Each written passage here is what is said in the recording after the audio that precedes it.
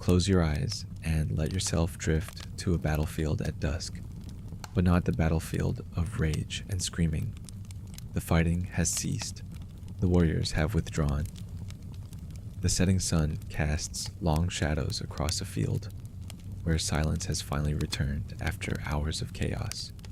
You can hear the gentle rustle of wind through abandoned spears planted in the ground like strange metal flowers. The sky burns orange and purple, beautiful despite the day's violence, as if nature herself is trying to wash away the memory of blood with color. Somewhere in the distance, a river flows peacefully, its waters reflecting the fading light. The air grows cool and still. The tension that hung over this place hours ago has dissipated like smoke. Now there is only stillness, only rest, only the quiet promise that morning will come, and the world will continue. Here, in this moment between battle and peace, between the day's fury and night's tranquility, you can rest. Let the sounds of distant water and evening birds lull you deeper into calm.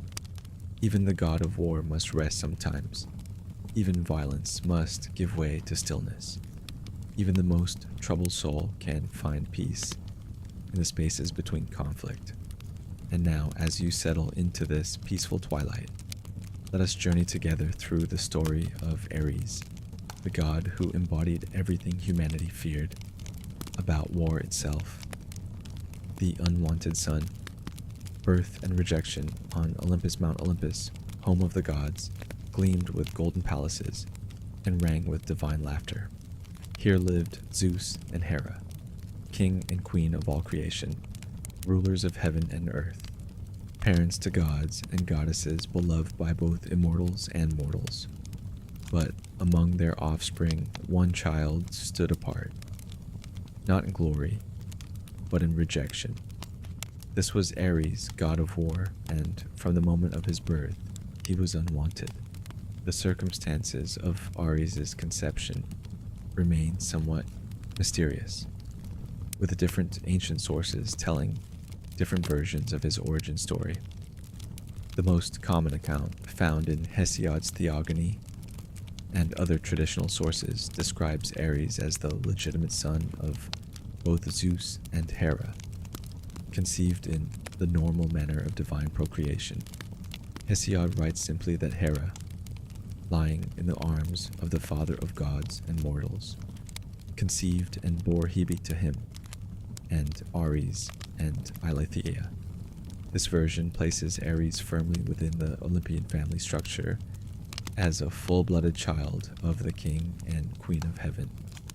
However, there exists another, more intriguing version of Ares' birth, preserved by the Roman poet Ovid. According to this account, Hera conceived Ares without Zeus's participation at all, using a magical herb or flower. In this telling, Hera was still smarting from the fact that Zeus had given birth to Athena from his own head, without any need for a mother. Feeling slighted and wanting to demonstrate that she too could produce offspring independently, Hera sought help from Flora, or Chloris in Greek, the goddess of flowers. After much pleading, Flora revealed the existence of a special flower growing in the fields of Olenus. This magical bloom possessed the power to grant pregnancy without male participation. Hera took the flower and, just as promised, conceived a child through its supernatural properties alone. Thus Ares was born, a son of Hera but not of Zeus, a child produced through maternal spite and divine magic, rather than marital love. Whether this alternative origin story is true or simply a later embellishment, what remains constant across all versions is what happened after Ares came into the world. He was not loved. Unlike Athena, who burst from Zeus's head fully formed and in armor, immediately becoming the apple of her father's eye, or Apollo and Artemis, who were celebrated from birth for their beauty and grace. Ares inspired no such affection in his divine parents. From his earliest moments, Ares' nature was apparent. He was not gentle like Hebe, goddess of youth, nor clever and artistic like Hephaestus, the divine smith.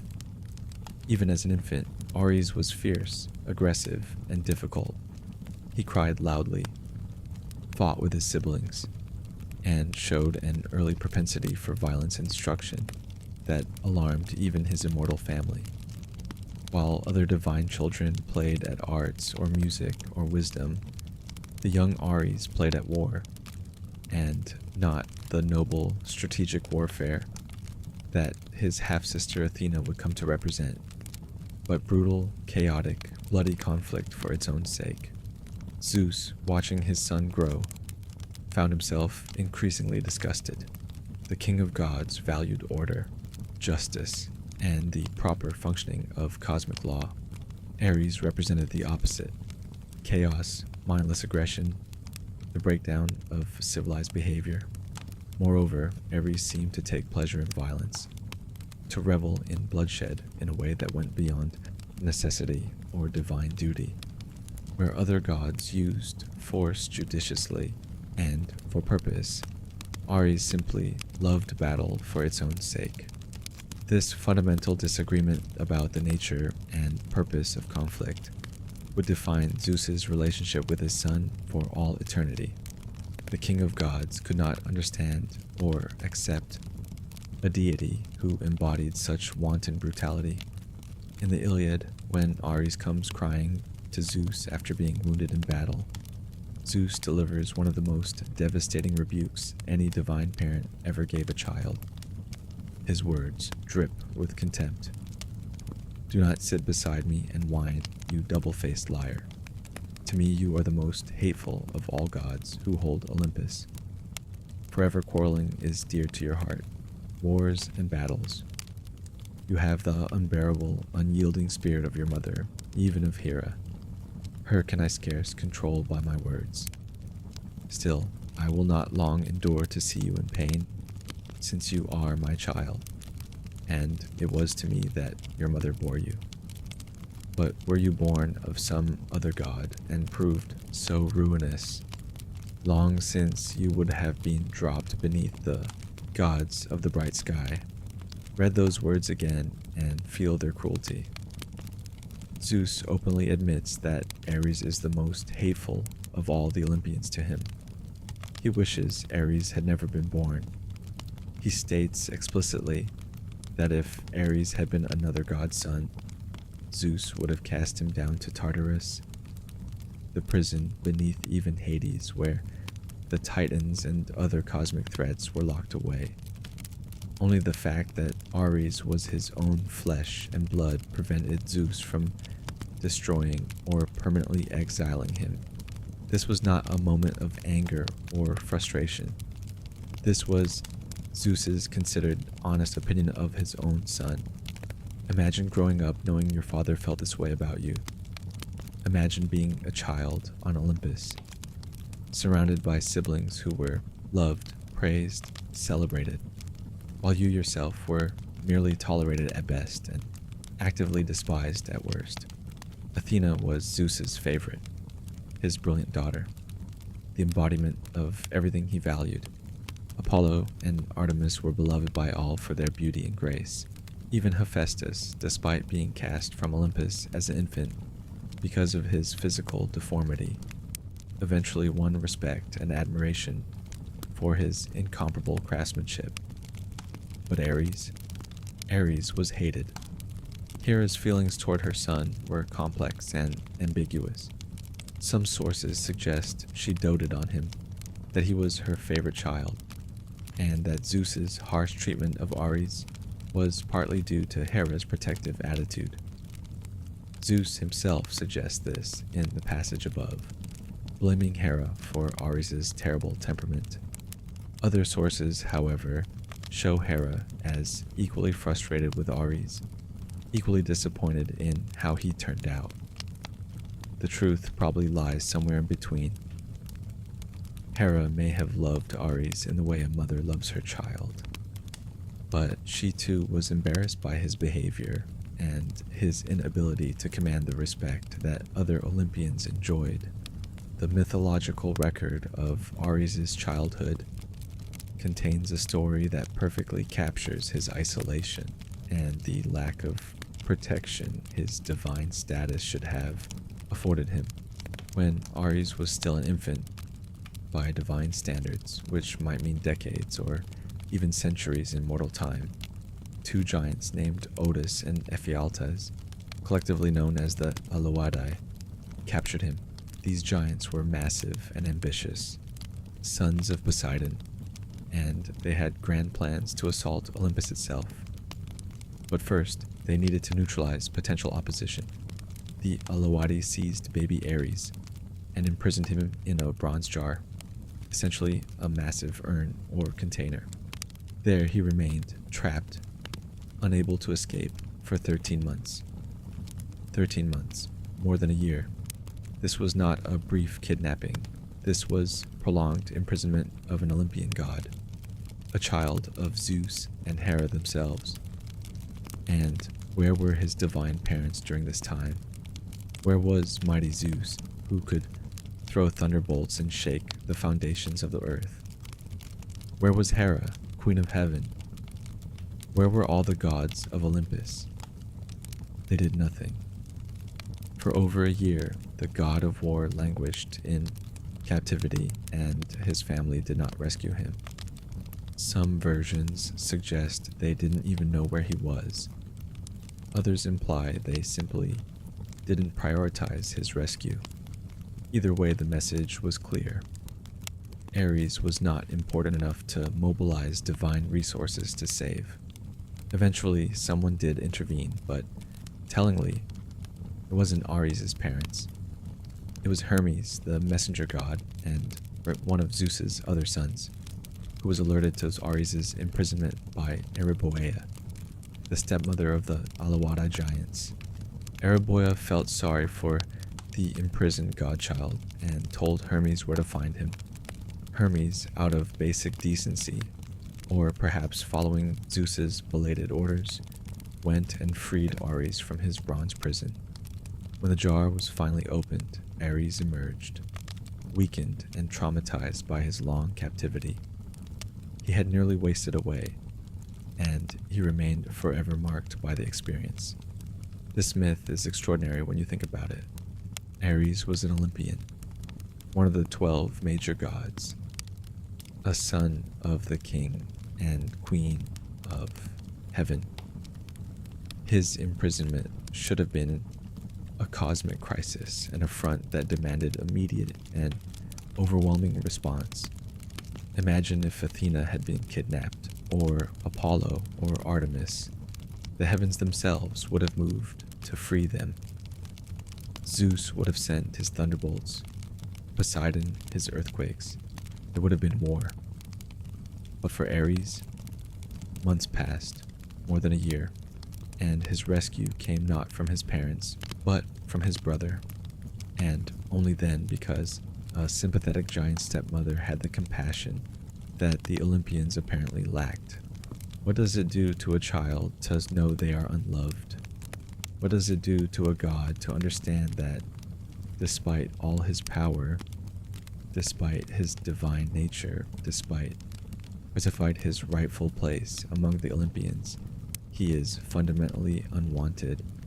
These questions haunt every myth about Ares. They explain his violence, his rage, his apparent inability to form positive relationships with other gods. They provide context for why he became what he became, the god not of noble warfare, but of its most terrible aspects. The deity who embodied everything civilization tried to rise above. As Ares grew to adulthood, he took his place among the Olympians, but it was a lonely place. He had few friends among the gods. His siblings avoided him when they could. His father openly despised him. He was the god everyone called upon when they needed war. but no one wanted around in times of peace. He was necessary, but never beloved. Powerful, but never respected. Some of Ares' siblings were more sympathetic than others. Hebe, goddess of youth, was his full sister, and perhaps the closest thing he had to an ally among the Olympians. Eris, goddess of discord and strife, was often described as his sister as well, and the two had much in common. Both represented forces that society feared and tried to contain. Enyo, a goddess of war, and sometimes called his sister or his consort, fought alongside him and seemed to understand his nature. But these relationships were based more on shared outsider status than genuine affection. The contrast between Ares and Athena is particularly telling. Both were gods of war, both connected to Zeus, both Olympians. But where Athena was celebrated, Ares was shunned. Where Athena was wise, Ares was reckless. Where Athena fought for just causes with strategic brilliance, Ares simply fought. The Greeks built magnificent temples to Athena and honored her as patron of their greatest city. Ares received a handful of minor shrines and was associated primarily with Thrace, a region the Greeks considered barbarous and uncivilized. This parallel between the two war deities was intentional. The Greeks understood that war had two faces. There was the war of defense, of strategy, of fighting for one's home and values. This was Athena's domain. And then there was the war of aggression, of mindless violence, of bloodlust and chaos. This was Ares. They built temples to one and feared the other. They told stories where Athena triumphed over Ares again and again, teaching the lesson that wisdom and strategy would always defeat brute force and rage. Growing up rejected on Olympus shaped everything Ares became. His violence was not just divine nature. It was a response to isolation, to knowing he was unwanted. His aggression was not just the natural expression of a war god. It was the behavior of someone who had learned early that force was the only language others would heed. His inability to form lasting positive relationships was not just divine aloofness. It was the protective shell of someone who had been hurt too many times by those who should have loved him. In every culture, in every era, there have been children like Ares. Difficult children, angry children, violent children whose behavior makes them hard to love even for their own parents. Modern psychology has given us frameworks to understand such children, to see how early rejection and trauma can create cycles of behavior that alienate the very people whose love the child most needs. The ancient Greeks, lacking such psychological frameworks, simply told stories about a god so terrible that even his father wished he'd never been born. But perhaps we can look at Ares with more compassion than his ancient worshippers did. Perhaps we can see in him not just a monster but a tragedy, a being who came into existence unwanted, who grew up rejected, who never received the love that might have shaped his tremendous power into something other than mindless rage. Perhaps we can recognize that Ares, for all his violence and chaos, was at some level a victim himself, a god who never had a chance to be anything other than what his family and his culture decided he must be: the unloved, the unwanted, the most hateful of all the gods who hold Olympus. Ares versus Athena, two faces of war. To understand why Ares was so despised, while Athena was so beloved, we must understand that these two deities represented fundamentally different conceptions of warfare, conceptions that reflected the values and fears of Greek civilization. Ares embodied war at its most primal and terrible. He was the bloodlust that seized warriors in battle, the chaos when formations broke, and fighting became a murderous scramble, the senseless violence that claimed innocent and guilty alike. When Ares appeared on a battlefield, he brought with him Phobos and Deimos, panic and terror, his twin sons, along with Eris, strife, and Inyo, slaughter. These companions revealed his nature. Ares was not about victory or strategy, or even survival. He was about the act of killing itself, the mindless fury, the bloodshed that served no purpose beyond its own continuation. Ancient poets described Ares as insatiable in battle, glutted with war, delighting in the din and roar of fights. He loved war for war's sake, violence for violence's sake. He didn't care about the justice of causes or the righteousness of sides. He simply wanted blood. Homer writes of him raging, the wild berserk, lord of the war cry, a god who found ecstasy in slaughter and would fight for anyone, anywhere, simply for the joy of combat. This attitude toward war horrified the Greeks. They were a civilization that prized order, reason, and self-control. They fought wars, many wars, but they understood warfare as a necessary evil, something to be engaged in with clear objectives and conducted according to rules. The ideal Greek warrior was not a mindless berserker, but a disciplined hoplite who held his position in the phalanx. A citizen soldier who fought to protect his home and then returned to peaceful pursuits when victory was won. Ares represented everything they feared war might become if civilization's restraints fell away. An endless, purposeless cycle of violence, combat divorced from any meaningful goal, the descent into barbarism.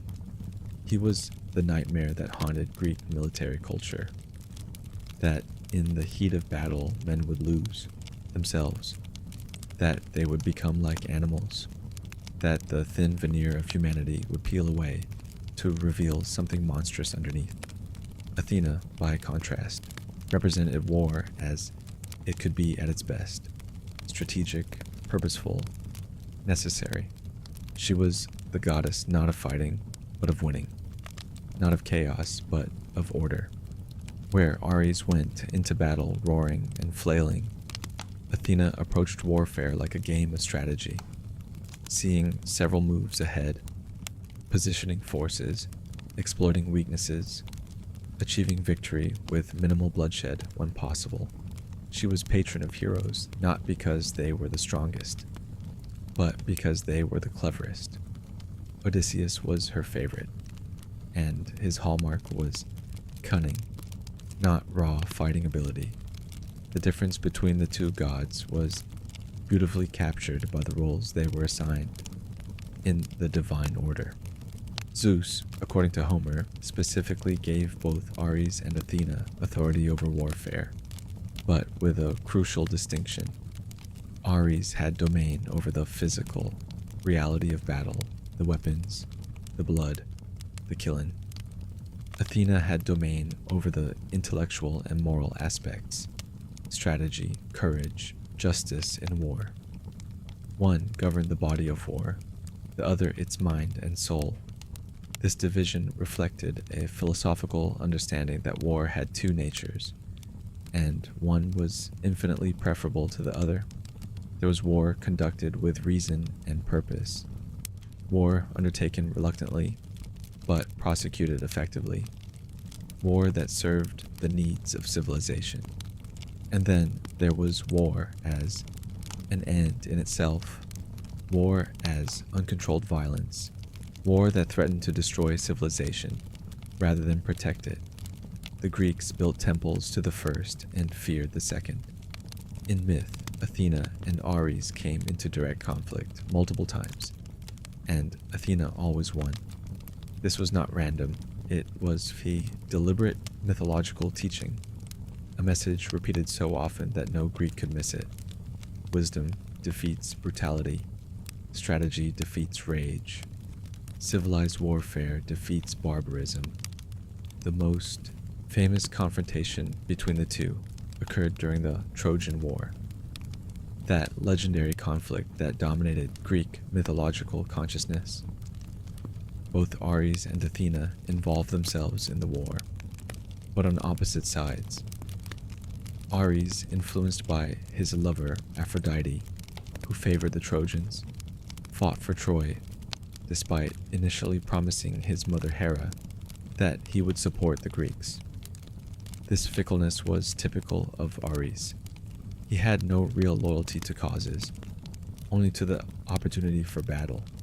Athena, faithful to her commitments and motivated by rational calculation of Greek interests, supported the Achaean forces. The contrast in their methods was stark. Ares stormed around the battlefield in a blood rage, killing indiscriminately, spreading fear and chaos. Hector, the greatest Trojan warrior, found Ares' presence helpful in inspiring terror. But that was about the extent of the war god's strategic contribution. Athena, meanwhile, appeared selectively to key Greek warriors, offering tactical advice, boosting morale at critical moments, and ensuring that Greek forces maintained discipline and cohesion. When the two gods finally met in direct combat, the result was utterly predictable to anyone familiar with Greek values. Ares attacked Athena with his spear, the war goddess, demonstrating the difference between uncontrolled aggression and skillful combat, simply sidestepped his thrust. She didn't even knight to block it. Then, as Ares overextended in his rage, Athena picked up a boulder and threw it at him, striking him squarely and sending him crashing to the ground with enough force to cover 7 acres. With his fallen body, according to Homer's wonderfully hyperbolic description. The humiliation was total. Ares, god of war, defeated not just by his half-sister, but defeated easily, almost contemptuously. She didn't even use a weapon. She picked up a rock and threw it at him, like one might throw a stone at a threatening dog. The message could not be clearer. Raw aggression, no matter how powerful, was no match for intelligence and skill. But this wasn't the only time Athena bested Ares. In another myth, Athena aided the hero Heracles in his combat against Ares. The context is telling. Ares was defending his son, Cycnus, a particularly unpleasant character who had been killing travelers and beheading them to build a temple to his father out of human skulls. Heracles intervened to stop this atrocity, and Ares, enraged that someone would dare kill his son, attacked the hero. But Athena stood with Heracles, and, with her guidance, the mortal warrior actually wounded the god of war, forcing him to retreat. Think about what this myth teaches. A mortal man, aided by wisdom, Athena, can defeat the god of war himself. The lesson was that intelligent courage backed by just cause would always triumph over brute force, even divine brute force. Moreover, the story suggested that those who fought for Ares-style warfare, exemplified by his son's temple of skulls, were on the wrong side of moral and cosmic order. The pattern repeated throughout Greek mythology.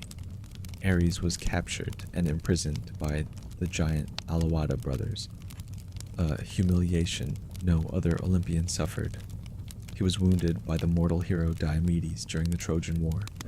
Again, with Athena's help, he lost battles, was mocked by other gods, and generally appeared ineffective, despite his supposed mastery of combat. Athena, by contrast, never faced such humiliations. She fought rarely, but when she did, she won decisively. Even in their iconography, the contrast was apparent. Athena was depicted in full armor, helmeted, carrying a shield and spear, but standing calm and composed.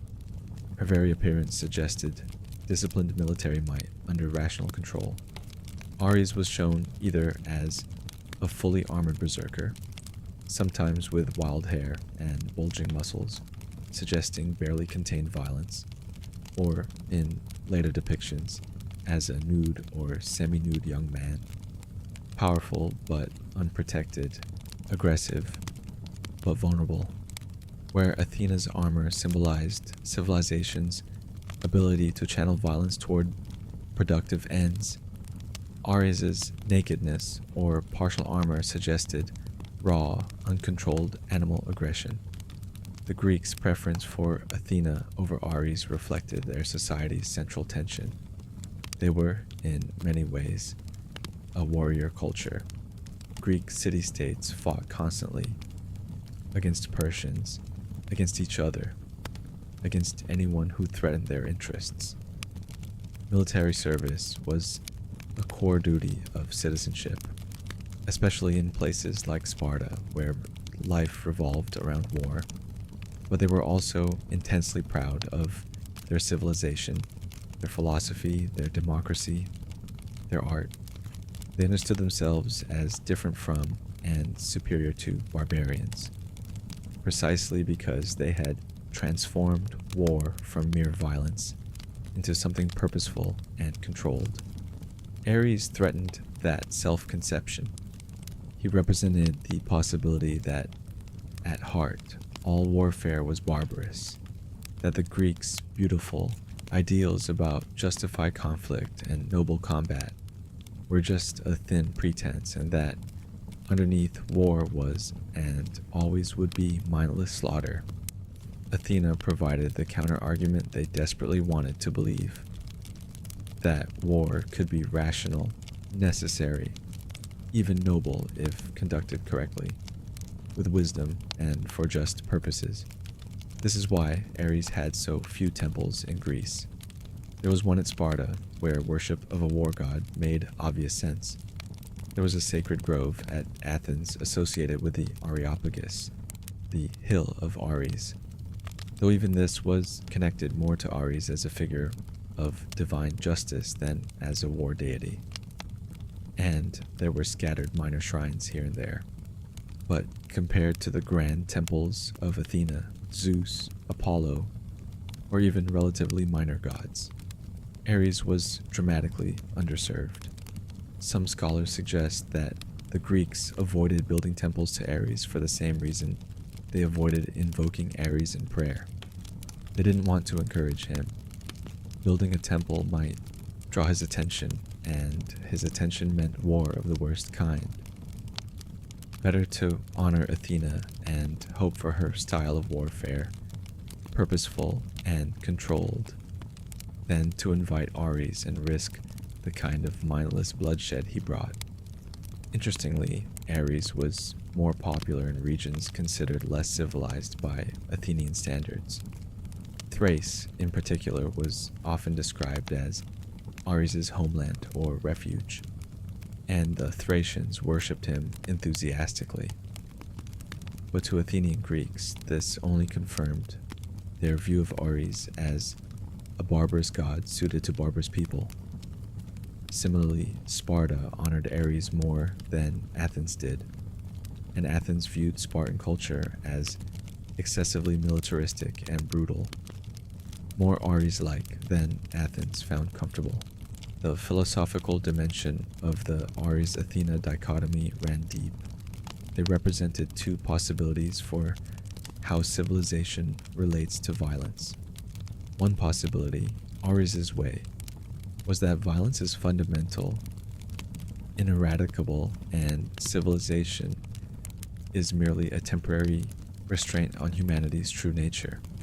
In this view, war is natural, peace is artificial, and the bloodlust that seizes warriors is actually them becoming more authentically themselves, shedding civilized pretense to embrace primal reality. The other possibility, Athena's way, was that rationality and civilization are humanity's true nature, or at least their best nature, and violence is a tool to be used carefully, sparingly, and always in service of civilized goals. In this view, the warrior who maintains his discipline and fights for a purpose is more fully human than the berserker who surrenders to rage. Greeks overwhelmingly chose to believe the second proposition. They had to. If Ares was right, if violence was fundamental and civilization merely a facade, then everything they prided themselves on, their philosophy, their democracy, their art, their distinction from barbarians, was meaningless. If Athena was right, if rational civilization could encompass and control violence, making it a tool rather than a master, then Greek culture had genuine value and meaning. This is why the myths had to show Athena defeating Ares again and again. It wasn't just about the gods. It was about the Greeks defeating their own fears, about what they might become in war. Every time Athena bested Ares, it was civilization proving its superiority over barbarism, order over chaos, reason over rage. Every time Ares was humiliated, it was a ritual exorcism of the Greeks' terror that war might strip away their humanity and leave only blood-soaked savagery. Modern scholars sometimes debate whether the Greeks' hostility toward Ares reflects actual Greek attitudes toward war, or whether it's an Athens-specific view that got overrepresented in our sources because Athens produced most of the literature that survives. There's something to this critique. Sparta, after all, took a different view, and Spartans were undeniably Greek. But even acknowledging this caveat, the pattern is too consistent and too widespread to be merely Athenian propaganda. Across Greek literature, across regions and time periods, Ares appears as the god of unacceptable warfare, while Athena embodies its acceptable form. In the end, the competition between Ares and Athena was never really a competition at all. Athena had already won before the first story was told, because the very act of telling organized mythological stories was itself an Athena-like activity. It was civilization using narrative to make sense of chaos, impose meaning on violence, and teach lessons about proper conduct. Ares could never win in such a system because the system itself was designed according to Athena's principles. But perhaps that itself is worth noting. Athena's victory over Ares in Greek mythology tells us as much about Greek anxieties and ideals as it does about the gods themselves. It reveals a civilization desperately trying to believe that war could be rational, purposeful, and bounded. That they weren't just barbarous killers like the Thracians they looked down upon. And it shows how cultures use religious mythology to encode and transmit their most fundamental values, creating stories that don't just entertain but teach each generation what kind of people they should aspire to be. Humiliations of the war god, defeats and mockery. One of the most striking features of Ares' mythology is not his victories, of which there are remarkably few, but his defeats and humiliations. For a god whose entire identity centered on warfare and combat prowess, Ares' mythological track record is shockingly poor. He loses fights regularly, gets wounded by mortals, is mocked by other gods, and generally appears far less formidable than one might expect from the divine personification of war. This pattern is not accidental. It serves a clear moral and philosophical purpose in Greek mythology.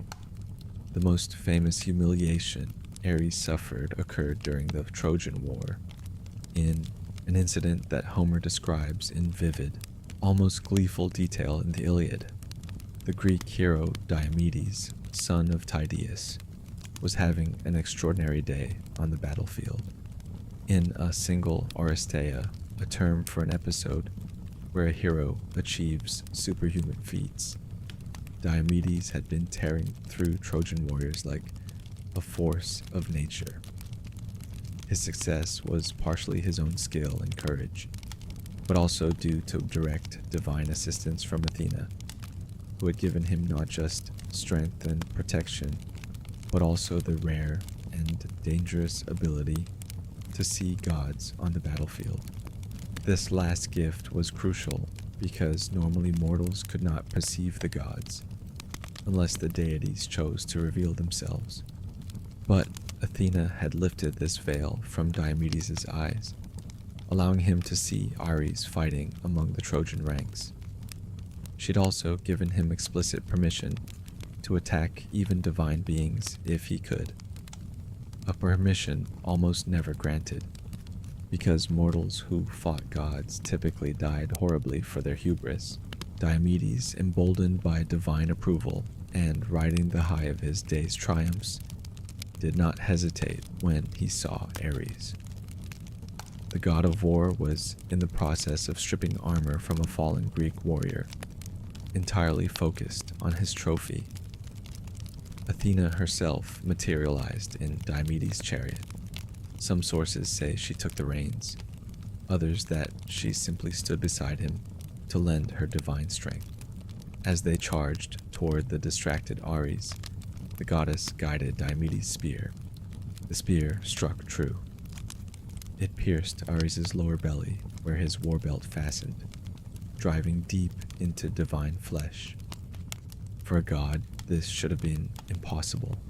Gods were supposed to be invulnerable to mortal weapons, their divine bodies proof against iron and bronze. But with Athena guiding the blow and Diomedes wielding it, the impossible became possible. Ares' reaction was immediate and spectacular. Homer writes that he bellowed with a sound as great as 9,000 men make, or 10,000 when they cry as they carry into the fighting the fury of the war god. Picture that. A scream so loud it matched the war cries of 10,000 warriors simultaneously. The sound shook both armies, causing even veteran soldiers on both sides to pause in terror.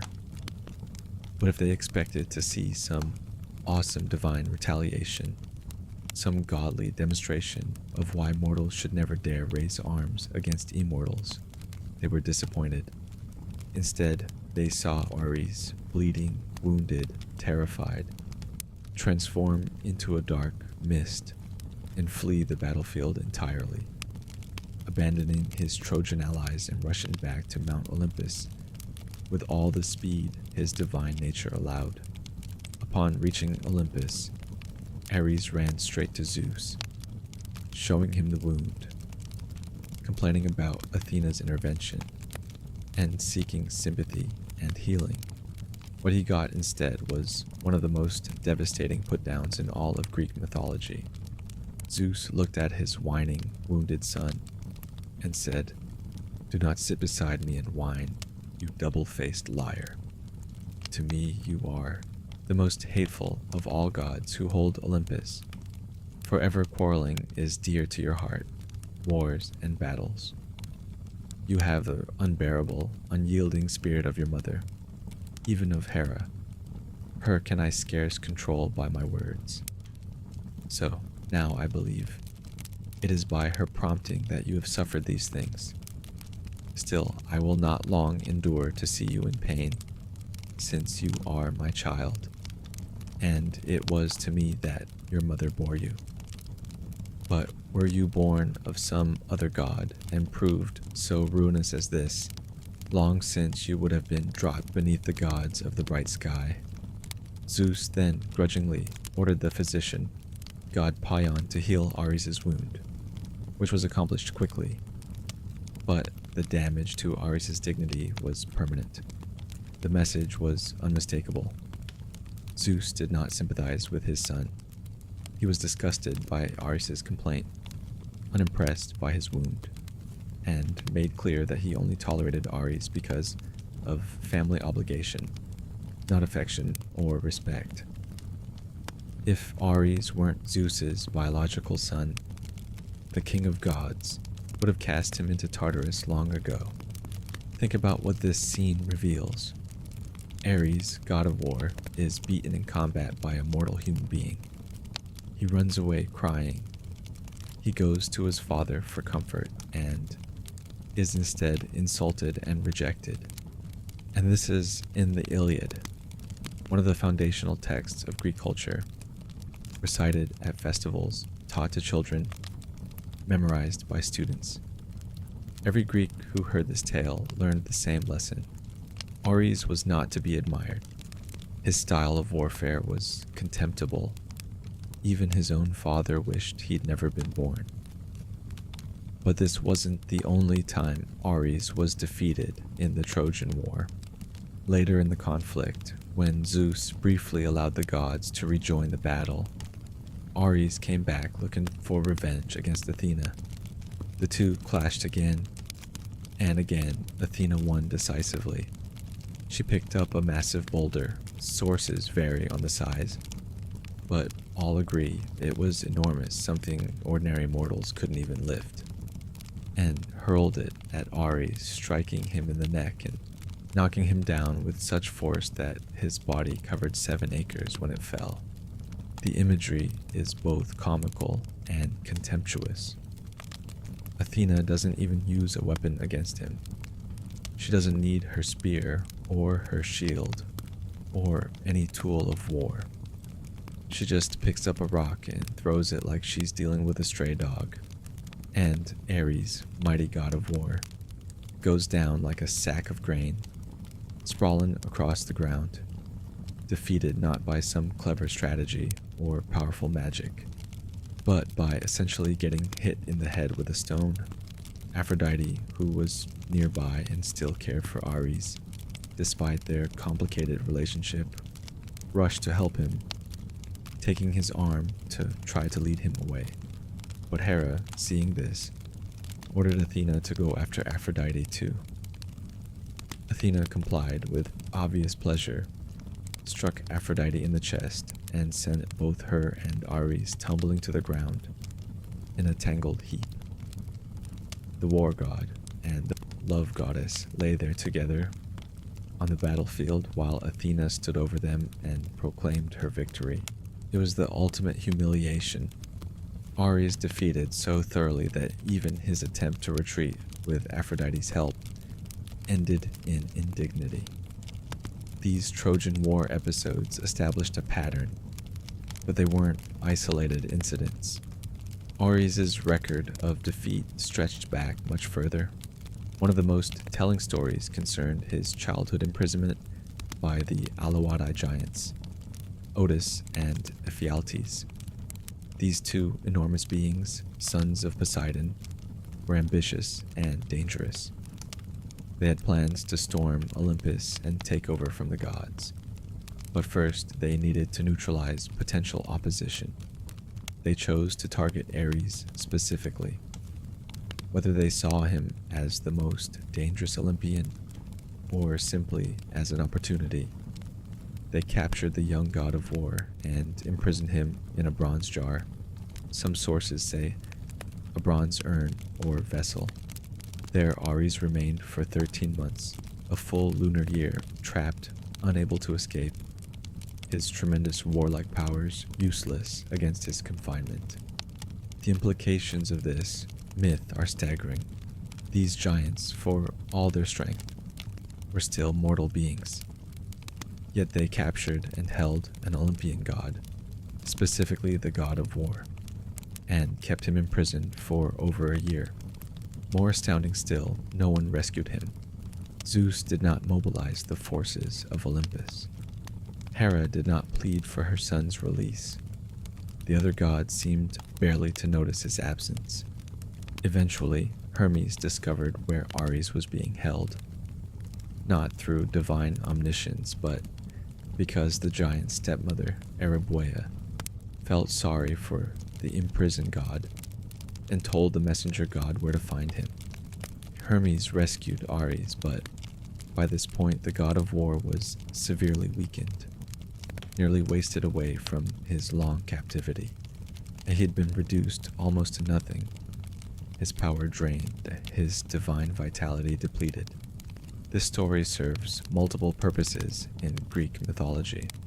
On one level, it's simply a good tale about the dangers posed by the Alawade, establishing them as credible threats to Olympian order. But on another level, it makes a pointed statement about Ares specifically.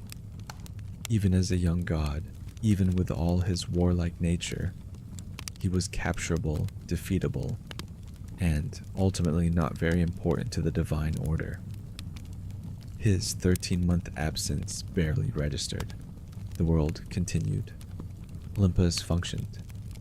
His absence was not a crisis. Ares also famously lost battles against the hero Heracles, that most celebrated of all Greek heroes. The circumstances varied depending on the version of the myth, but the core remained constant. Heracles, a mortal, albeit one with divine ancestry and divine assistance, fought Ares and won. In one version, Ares was defending his son, Cycnus, the sadistic killer who beheaded travelers to build a skull temple. Heracles intervened to stop Cycnus's crimes, killed the son, and then fought the enraged father. With Athena's help, she's always there when Ares needs to be defeated. Heracles wounded Ares badly enough that the god had to retreat. In another version, this encounter at Pylos, Heracles wounded Ares so severely that the god went to Olympus for healing. The myth specifies that Heracles struck Ares in the midst of corpses, suggesting that Ares was in his natural element, surrounded by the dead from battle and still lost. The message was clear. Even in his domain, at the height of his power, Ares could be defeated by a mortal hero backed by wisdom and just cause. The consistency of these defeat myths is remarkable. Ares loses to Diomedes. He loses to Athena multiple times. He's imprisoned by giants. He's defeated by Heracles. He's caught and humiliated by Hephaestus, as we'll discuss later. The pattern is unmistakable and clearly intentional. These weren't isolated stories from different traditions that happened to contradict each other. They were different stories conveying the same message through repetition. Ares was the god of war, but not a good warrior. He had power, but not prowess. He represented violence, but could not successfully employ it. This paradox, a war god who loses battles, makes sense only when we understand these myths as moral teachings rather than straightforward divine narratives. The Greeks weren't trying to create a consistent character or realistic portrayal of divine abilities. They were using mythology to encode and transmit values. Ares' defeats taught that mindless aggression fails, that brute force without intelligence loses, that loving violence for its own sake makes one contemptible and weak, not strong. The humiliations Ares suffered also served to domesticate war, in a sense, by showing that even the god of war could be defeated, controlled, wounded, and humiliated.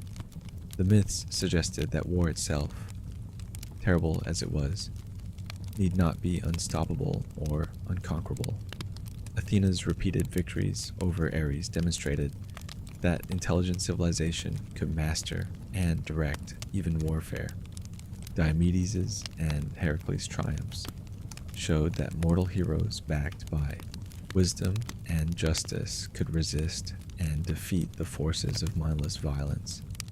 From a psychological perspective, these myths may have served an important function for a society constantly at war. Greek city-states fought frequently, and Greek citizens served as soldiers regularly. They faced the very real possibility of encountering the kind of berserker rage and chaotic violence that Ares embodied. By telling stories where Ares was defeated and humiliated, perhaps the Greeks were working through their own fears about war, asserting through narrative that they could control it, that it wouldn't consume them, that the civilized and disciplined warrior, represented by Athena-guided heroes, would triumph over the mindless butcher. The mockery directed at Ares was also notable. When he was caught by Hephaestus with Aphrodite, the gods laughed. When he complained to Zeus about being wounded, Zeus insulted him. When Athena beat him with a rock, she probably smirked while doing it.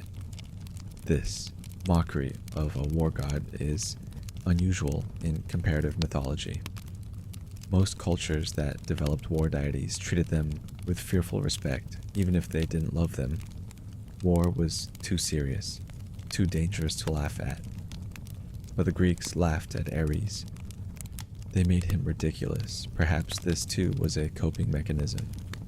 By mocking the personification of war's worst aspects, they robbed it of some power. Ridicule is a weapon against fear.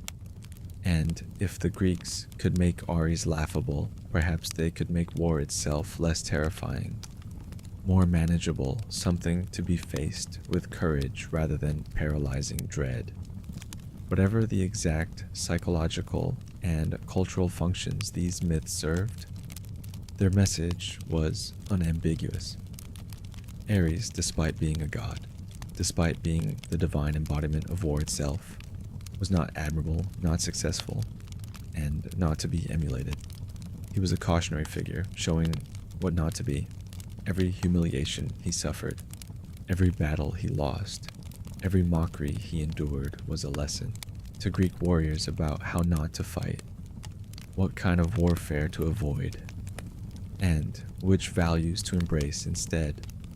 In the end, Ares' defeats may be his most important contribution to Greek mythology, not because they entertained, though they certainly did, but because they taught.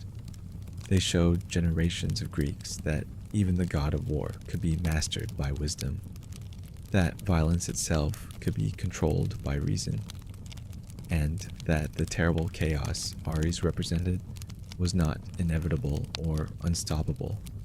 They offered hope that humanity, through discipline, strategy, and adherence to civilized values, could engage in warfare without becoming like Ares, without losing themselves to the bloodlust and brutality he embodied. It's a lesson we're still trying to learn today. The affair of Ares and Aphrodite, passion and shame. In all the myths about Ares, perhaps none is more famous or more telling than his affair with Aphrodite, the goddess of love and beauty. This relationship, illicit, passionate, and ultimately humiliating, reveals Ares at his most vulnerable while also demonstrating the ancient Greek understanding of the deep connection between love and war, desire and violence. Aphrodite was married to Hephaestus, the divine blacksmith, in what was essentially an arranged marriage.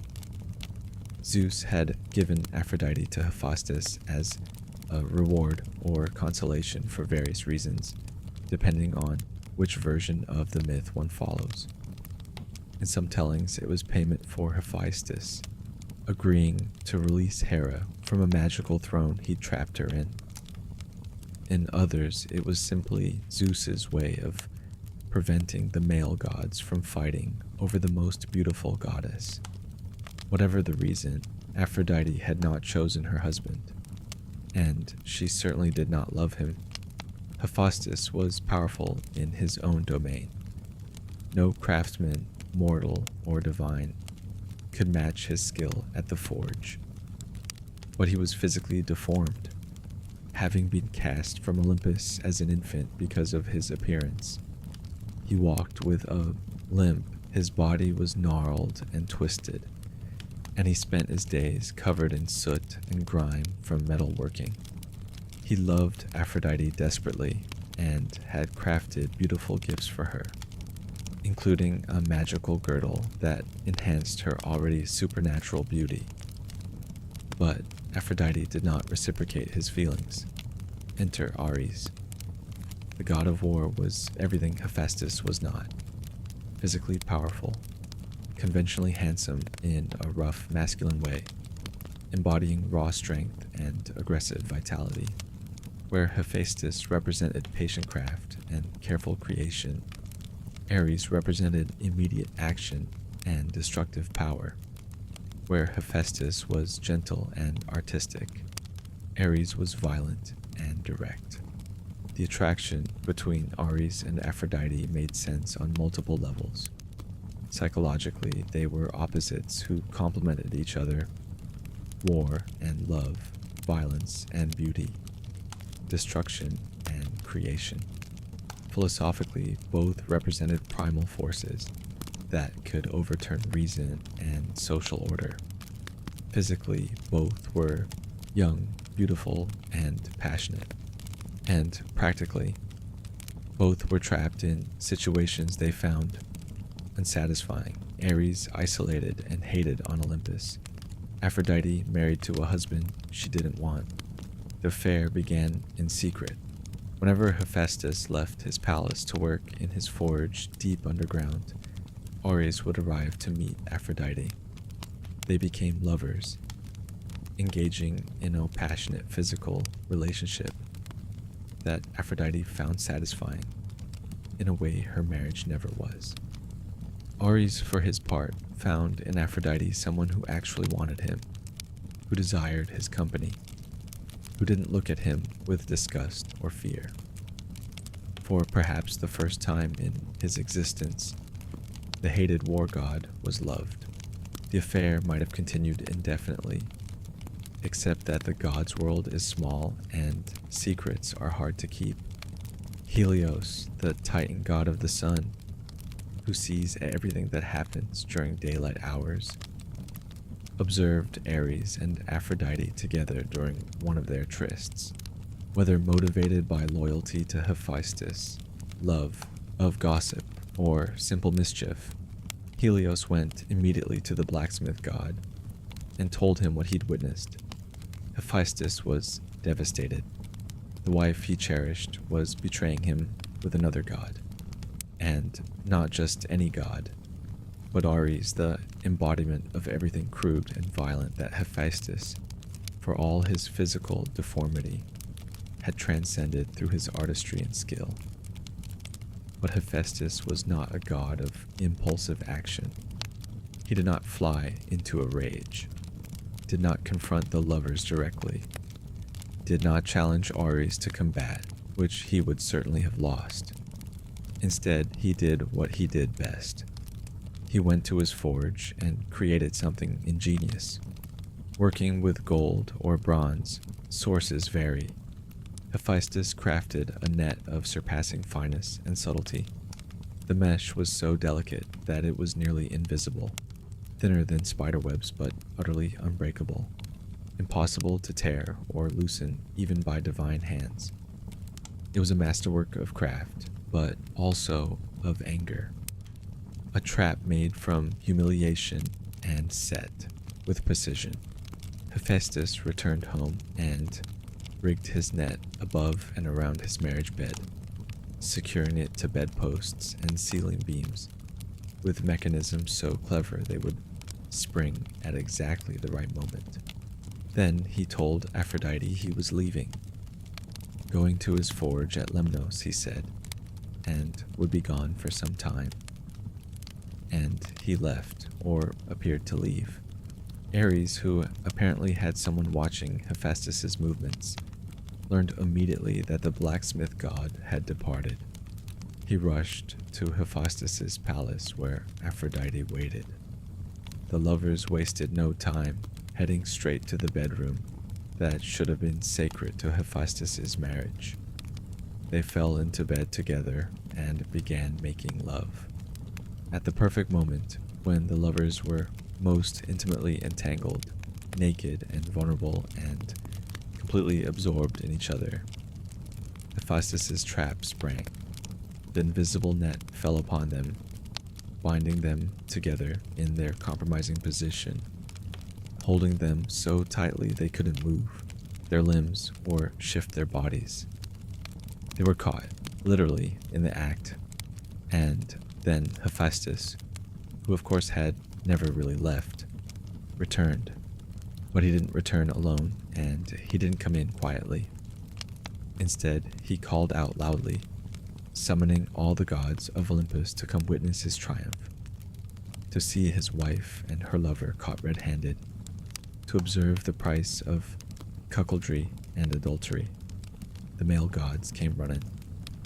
Homer in the Odyssey specifies that the goddesses stayed away, whether from modesty, sympathy for Aphrodite, or simply having better sense, they declined the invitation. But the male gods showed up eagerly to see the spectacle. There, trapped in the golden net, were Ares and Aphrodite, naked, still in their intimate embrace, unable to escape or even cover themselves, exposed to divine scrutiny and ridicule. The gods' reaction was perhaps the most devastating part of the whole affair. They laughed. After the initial shock, they found the situation hilarious. The mighty Ares, god of war, trapped like a beast in a snare. The beautiful Aphrodite, goddess of love, caught in adultery like the most common mortal woman.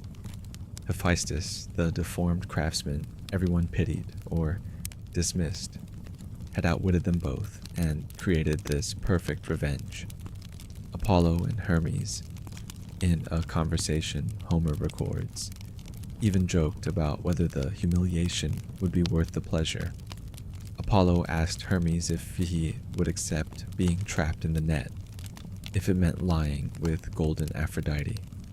Hermes replied enthusiastically that he would gladly be caught in 3 times as many chains if he could sleep beside the goddess of love, even with all the gods watching. The other gods roared with laughter at his frankness. But notice what's absent from this scene: sympathy for Ares and Aphrodite. No one suggested Hephaestus was being too harsh. No one protested that public humiliation was excessive punishment for adultery. The gods found it entertaining, fitting, and deserved. Hephaestus's cleverness was admired. The lover's distress was enjoyed as spectacle. Eventually, Poseidon intervened, asking Hephaestus to release the adulterers and promising that Ares would pay whatever compensation Hephaestus demanded for the insult to his marriage. Hephaestus was reluctant. He wanted to prolong the humiliation, to keep them on display as long as possible, but finally agreed. The net was released. Ares immediately fled to Thrace, his traditional homeland, putting as much distance as possible between himself and his shame. Aphrodite went to Cyprus, to her sacred sanctuary at Paphos, where her attendants bathed her and restored her dignity. But the damage was done. The story of Ares and Aphrodite caught in Hephaestus's net became one of the most famous tales in all of Greek mythology. It was retold endlessly, painted on pottery, depicted in sculpture, referenced in literature. Every Greek knew it, and every Greek understood its messages. For Ares, the humiliation was total. He had been caught in an undignified position, trapped by the weakest, physically, of all male Olympians, exposed to mockery, forced to flee in shame. This god of war, who was supposed to embody fearless masculine aggression, had been reduced to helplessness by a clever trap. Intelligence once again defeating brute force. Moreover, he had been shamed in the context of a sexual relationship, suggesting that even in this most intimate domain, Ares was contemptible rather than admirable. For Aphrodite, the myth was more complex. On one hand, she was humiliated as an adulteress, exposed and mocked. But on another level, the story validated her choice. Clearly, she preferred passionate Ares to dutiful Hephaestus. And while the Greeks might tusk at adultery, they also understood the appeal. Aphrodite's agency in choosing her lover, even if it led to public shame, suggested something about the power of desire to override social rules. What's remarkable is that, despite this humiliation, Ares and Aphrodite continued their relationship. The affair didn't end with the net incident. It resumed, more discreetly perhaps, but it resumed. They continued to be lovers, producing children together, maintaining a connection that was apparently stronger than public shame or divine disapproval. This persistence suggested that whatever drew them together was powerful enough to survive even the worst humiliation. Their children revealed the dual nature of their union. Together, Aphrodite and Ares produced Phobos, panic, fear, and Deimos, terror, dread, embodiments of war's psychological horrors. But they also created Harmonia, harmony, goddess of concord and balance, and in some versions, Eros, love, desire, himself. From the union of love and war came both terror and harmony, destruction and creation, fear and love. Their offspring represented the full spectrum of intense human emotions and experiences. Everything that could shake a person to their core. The relationship between Ares and Aphrodite has fascinated commentators for millennia. Why would love choose war? Why would beauty desire violence? Various explanations have been offered. Some see it as a representation of opposites attracting, love and war as complementary forces that both disrupt social order and inspire intense passion. Others interpret it as reflecting the ancient observation that warlike, aggressive men often attract romantic attention, that martial prowess and sexual desirability are linked in human psychology.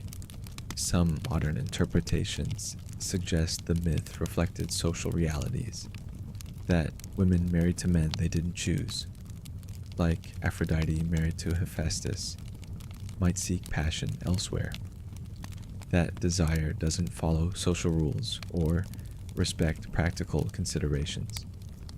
The myth validates the power of physical attraction even when it leads to disaster, acknowledging that humans and gods often choose partners based on passion rather than wisdom. Philosophically, the Ares-Aphrodite relationship suggested that love and war, for all their opposition, shared fundamental qualities. Both were forces that could override reason, disrupt social order, drive individuals to act against their own interests. Both inspired fierce loyalty and terrible violence. Both could elevate humans to heights of heroism or reduce them to animals. The gods who embodied these forces naturally understood each other in ways that wiser, more controlled deities could not. The net incident also highlighted contrasts between different forms of power.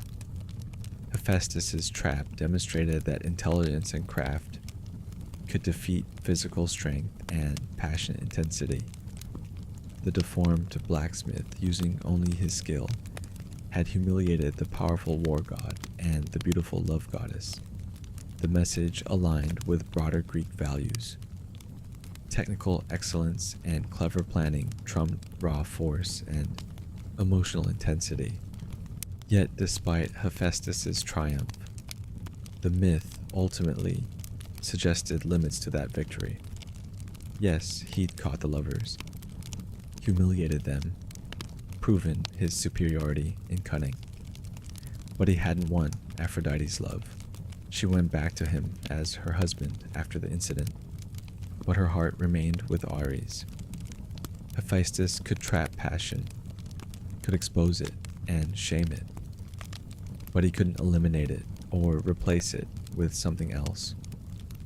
The net could catch the lovers, but couldn't change their desires. For Ares, the affair with Aphrodite represented both his greatest happiness and another source of humiliation. It was perhaps the only relationship where he was genuinely wanted and loved. Aphrodite saw past the violent exterior to something she found desirable. She chose him freely, not because she had to, but because she wanted to. That must have meant everything to a god who was unwanted by his own parents, hated by his father, tolerated at best by his siblings. But the net incident turned even this positive relationship into another source of mockery and shame. It became another story where Ares looked foolish, another myth where he was defeated and humiliated. Even in his moment of passion and happiness, he couldn't escape being made ridiculous. The war god couldn't even have an affair without being caught, trapped, and laughed at. The endurance of their relationship despite the humiliation perhaps suggests something about Ares' capacity for persistence or stubbornness or possibly genuine emotion. He could have abandoned Aphrodite after the net incident, could have let shame drive him away permanently. Instead, he stayed with her, continued the relationship, accepted that he was mocked for it, but valued the connection more than his pride. This complexity, brutal war god capable of apparently genuine love, violent deity willing to accept humiliation to maintain a relationship, hints that Ares was more than just a one-dimensional symbol of mindless aggression. He was capable of attachment, of desire beyond bloodlust, of maintaining connections across time and despite obstacles. The relationship with Aphrodite humanized him, made him more than just the hated god, showed that even the embodiment of violence could experience and value love. But being humanized didn't make him respectable. The Greeks told the story of Ares and Aphrodite not to ennoble the war god, but to mock him, to show that even in his private life, even in his most intimate relationships, he remained contemptible and ridiculous. They had caught the war god in a lover's trap and made him the subject of eternal laughter. One more humiliation in a long list. One more way Ares failed to command the respect his divine status should have guaranteed. Philosophy, the psychology of fear. Phobos, Deimos, and war's mental toll.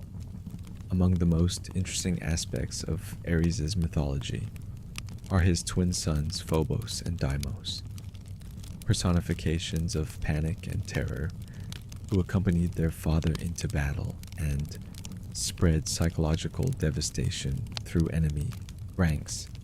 These gods, born from Ares' union with Aphrodite, represent the ancient Greeks' sophisticated understanding of warfare's mental and emotional dimensions. Their recognition that war destroys minds as surely as it destroys bodies. The names themselves are telling. Phobos comes from the Greek word phobos, meaning panic, flight, fear, the overwhelming irrational terror that seizes individuals and makes them flee in blind disorder. Deimos derives from deimos, meaning dread or terror. The colder, more calculated fear, the anticipatory horror before battle, the paralyzing knowledge of impending death or mutilation. Together, they represented the complete spectrum of war's psychological warfare, from hot panic to cold dread. According to Hesiod's Theogony, Aphrodite bore these sons to Ares, the shield piercer, describing them as terrible gods who drive in disorder the close ranks of men in numbing war. This brief description captures their entire function. They were not warriors themselves, but psychological weapons, forces that broke formations, shattered discipline, and turned ordered armies into panicked mobs. They attacked not bodies but minds, not killing directly, but causing the chaos in which killing became massacre. In Homeric epic and later literature, Phobos and Deimos appeared constantly at their father's side.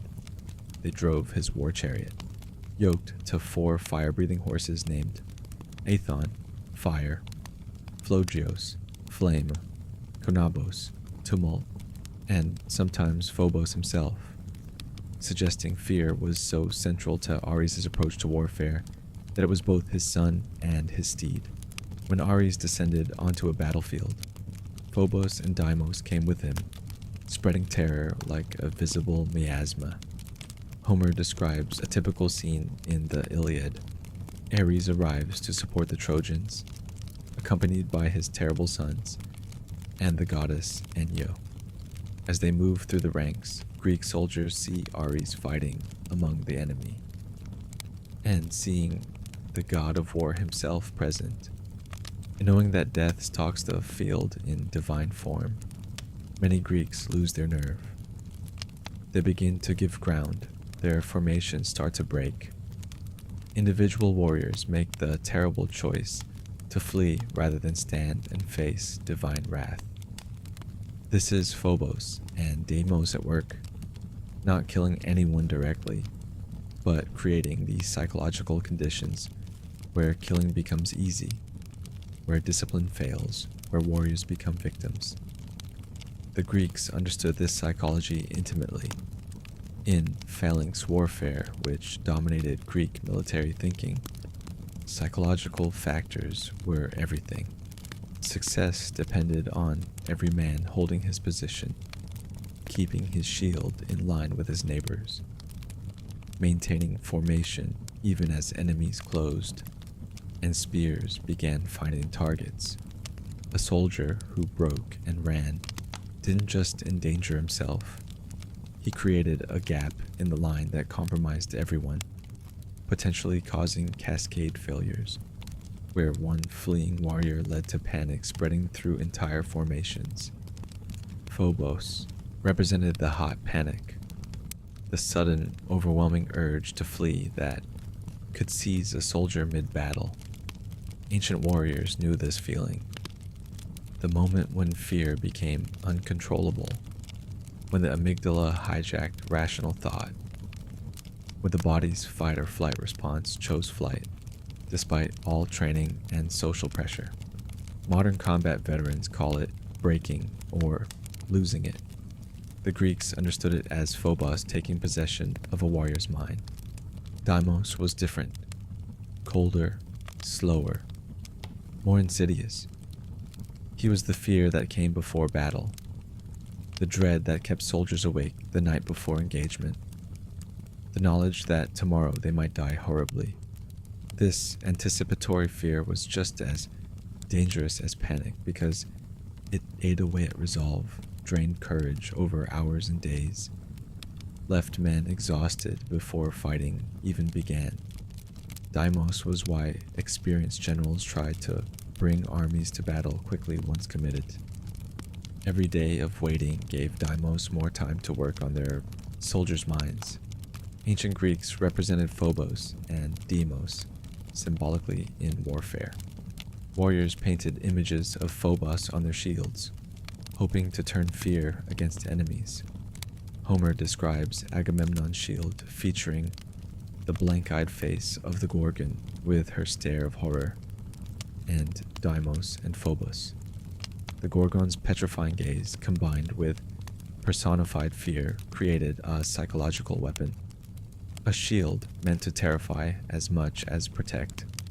Heracles' shield, according to Hesiod, showed Phobos with lion-like features, mouth full of teeth, eyes blazing with fire, an image designed to inspire dread in anyone who looked upon it.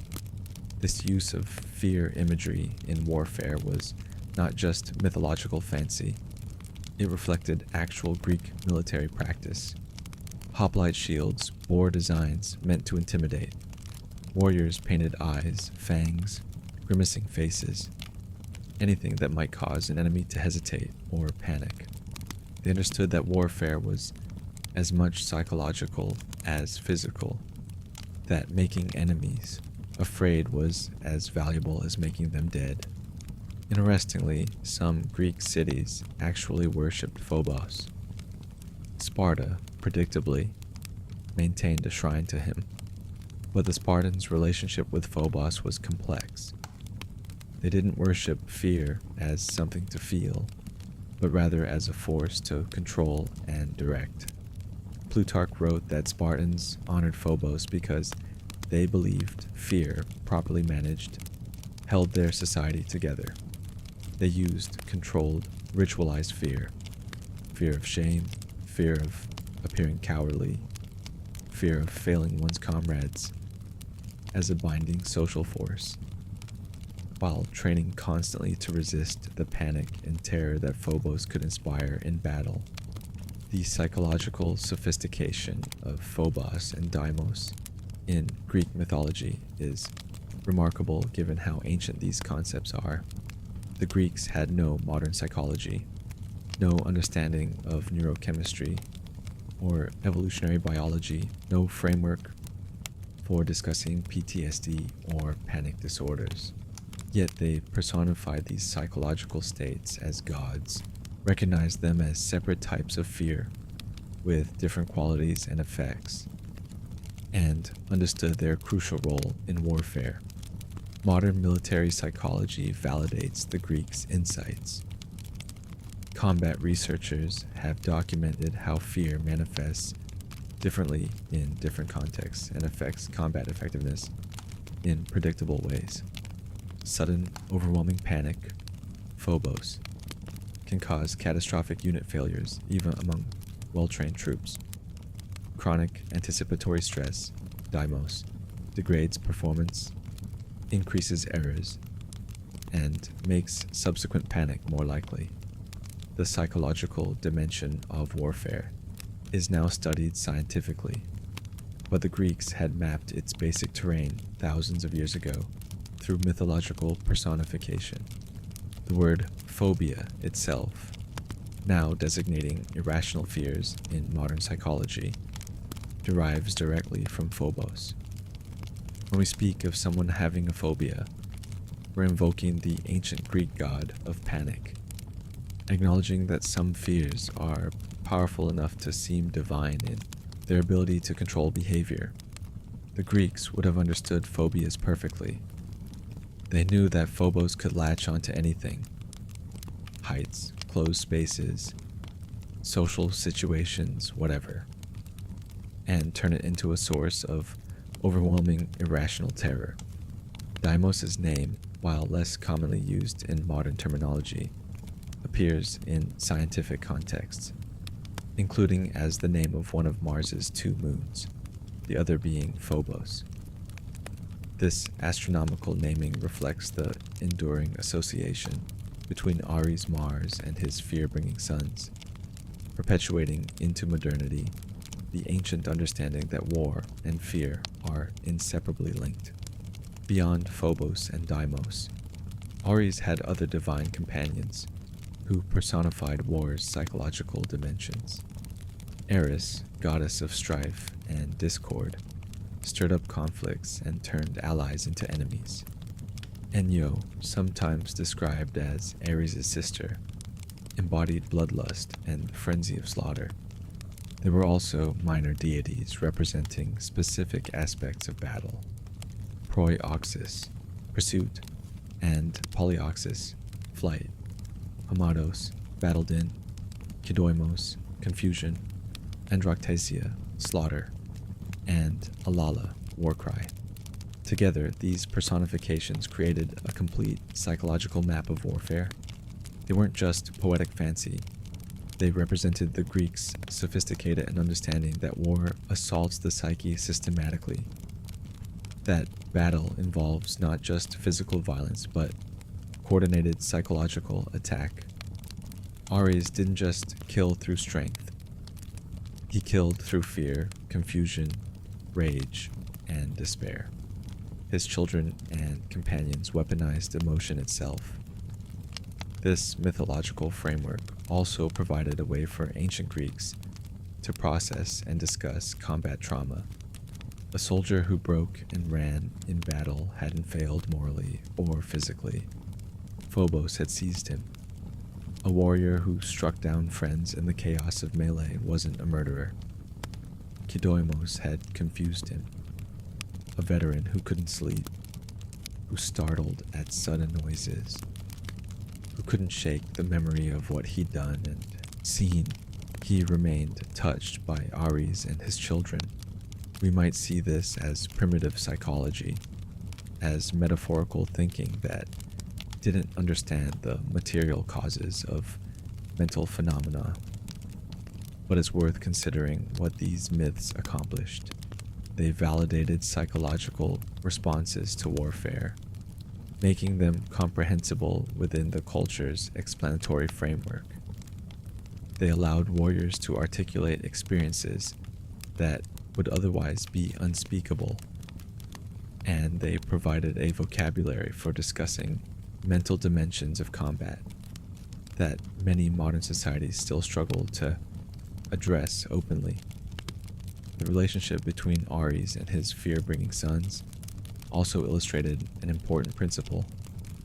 Violence and fear are inseparable. Ares couldn't go to war without Phobos and Deimos because war necessarily involves terror. You cannot have the glory and excitement of battle without the panic and dread. They're packaged together, different faces of the same reality. By making Phobos and Deimos Ares' constant companions, the myths ensured that no Greek could romanticize warfare, could never imagine conflict without confronting its psychological horrors. Interestingly, Phobos and Deimos were also born to Aphrodite, goddess of love. This parentage linked fear to passion, terror to desire, suggesting that the intense emotions war generates are not completely different from those inspired by love. Both love and war can make people act irrationally, can override reason, can cause suffering while seeming necessary and unavoidable. The twin gods of fear had as much to do with their mother's domain as their father's, perhaps suggesting that fear of loss, fear of rejection, fear of vulnerability are as fundamental to love as panic and dread are to war. Blood in Thrace, Ares in the Trojan War. If there was ever a stage where Ares should have shone, it was the Trojan War, the greatest conflict in Greek mythology, the defining military clash that brought gods and mortals together in a decade-long struggle. Yet, even here on the ultimate battlefield, Ares distinguished himself primarily through incompetence, fickleness, and humiliating defeat. His role in the Trojan War encapsulates everything the Greeks disliked about him and illustrates why he was associated with Thrace, a region they considered barbarous. Ares' involvement in the Trojan War was compromised from the start by divided loyalties and broken promises. Initially, he sided with the Greeks, having apparently pledged support to his mother Hera, who passionately opposed Troy. Hera had multiple reasons for her anti-Trojan stance, primarily relating to Paris's famous judgment, in which he chose Aphrodite as the most beautiful goddess, spurning both Hera and Athena. Hera wanted Troy destroyed, and Ares, whether out of filial duty or simply desire for battle, agreed to fight for the Greek cause, but Ares' commitment proved characteristically unreliable. Aphrodite, his lover, strongly supported Troy. She had promised Paris that he could have Helen, the most beautiful mortal woman, in exchange for his judgment in her favor. Having made this promise, Aphrodite felt obligated to protect Troy, and especially Paris.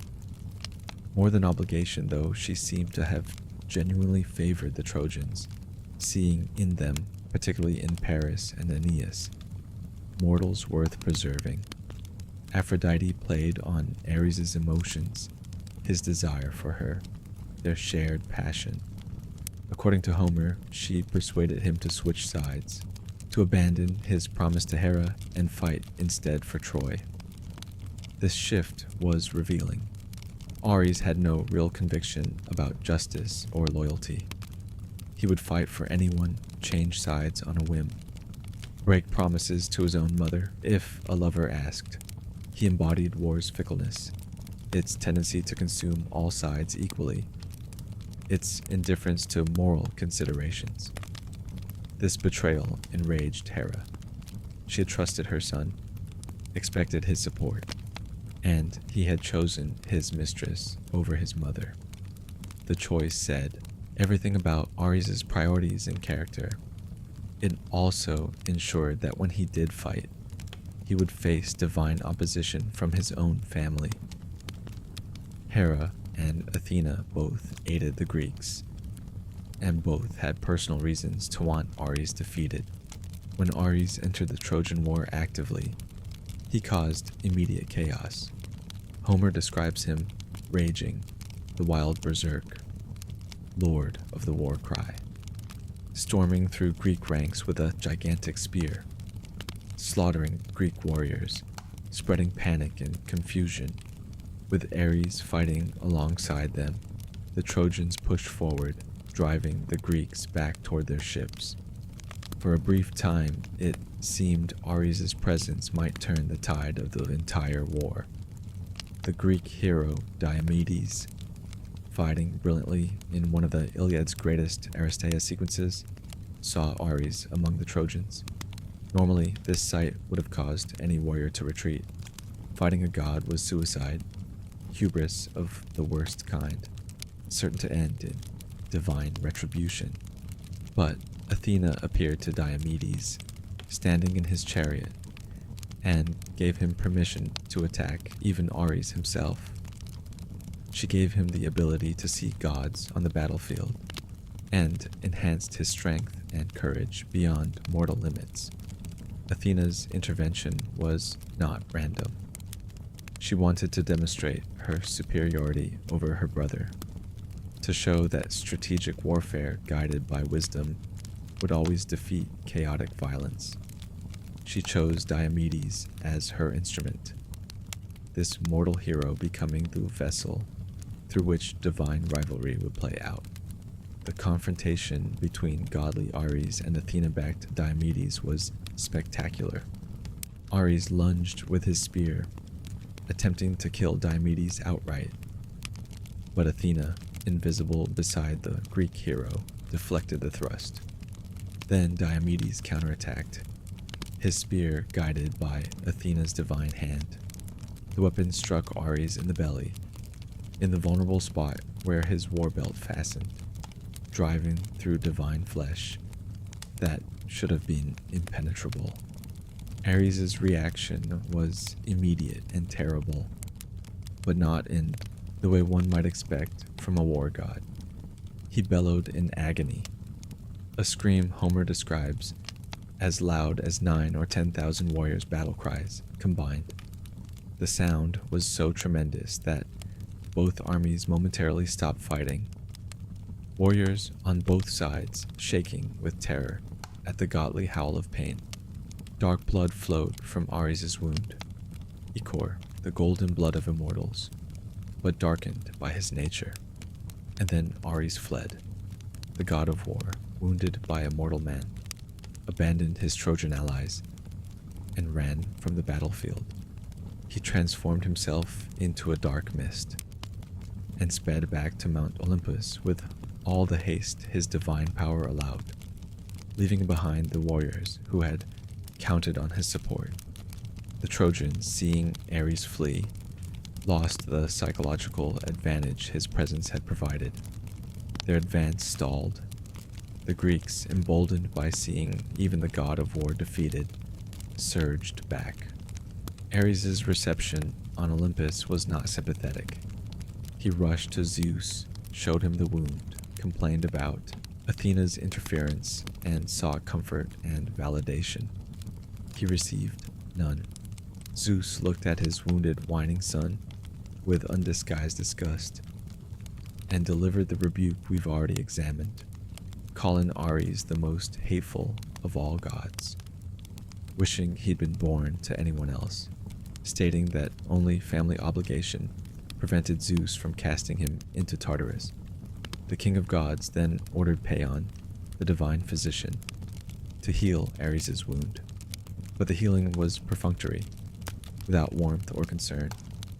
The message was clear. Zeus had no sympathy for Ares' suffering, no respect for his complaints, no interest in his pain. The war god had been beaten by a mortal and came crying to father. This was contemptible, worthy only of scorn. Later in the war, when Zeus briefly allowed the gods to rejoin the battle directly, Ares came back for revenge. He was determined to settle accounts with Athena, to avenge his earlier humiliation. The confrontation was swift and decisive. Athena didn't even use a proper weapon. She simply picked up an enormous boulder and hurled it at Ares, striking him in the neck with enough force to send him crashing to earth, his divine body sprawling across 7 acres. According to Homer's characteristically exaggerated description, Aphrodite rushed to help her injured lover, taking his arm to lead him away from the battlefield. But Hera, observing this, ordered Athena to go after Aphrodite as well.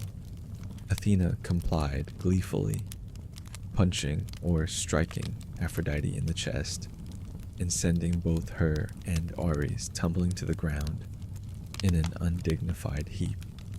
They lay there tangled together while Athena stood over them, victorious, having defeated both the god of war and the goddess of love with contemptuous ease.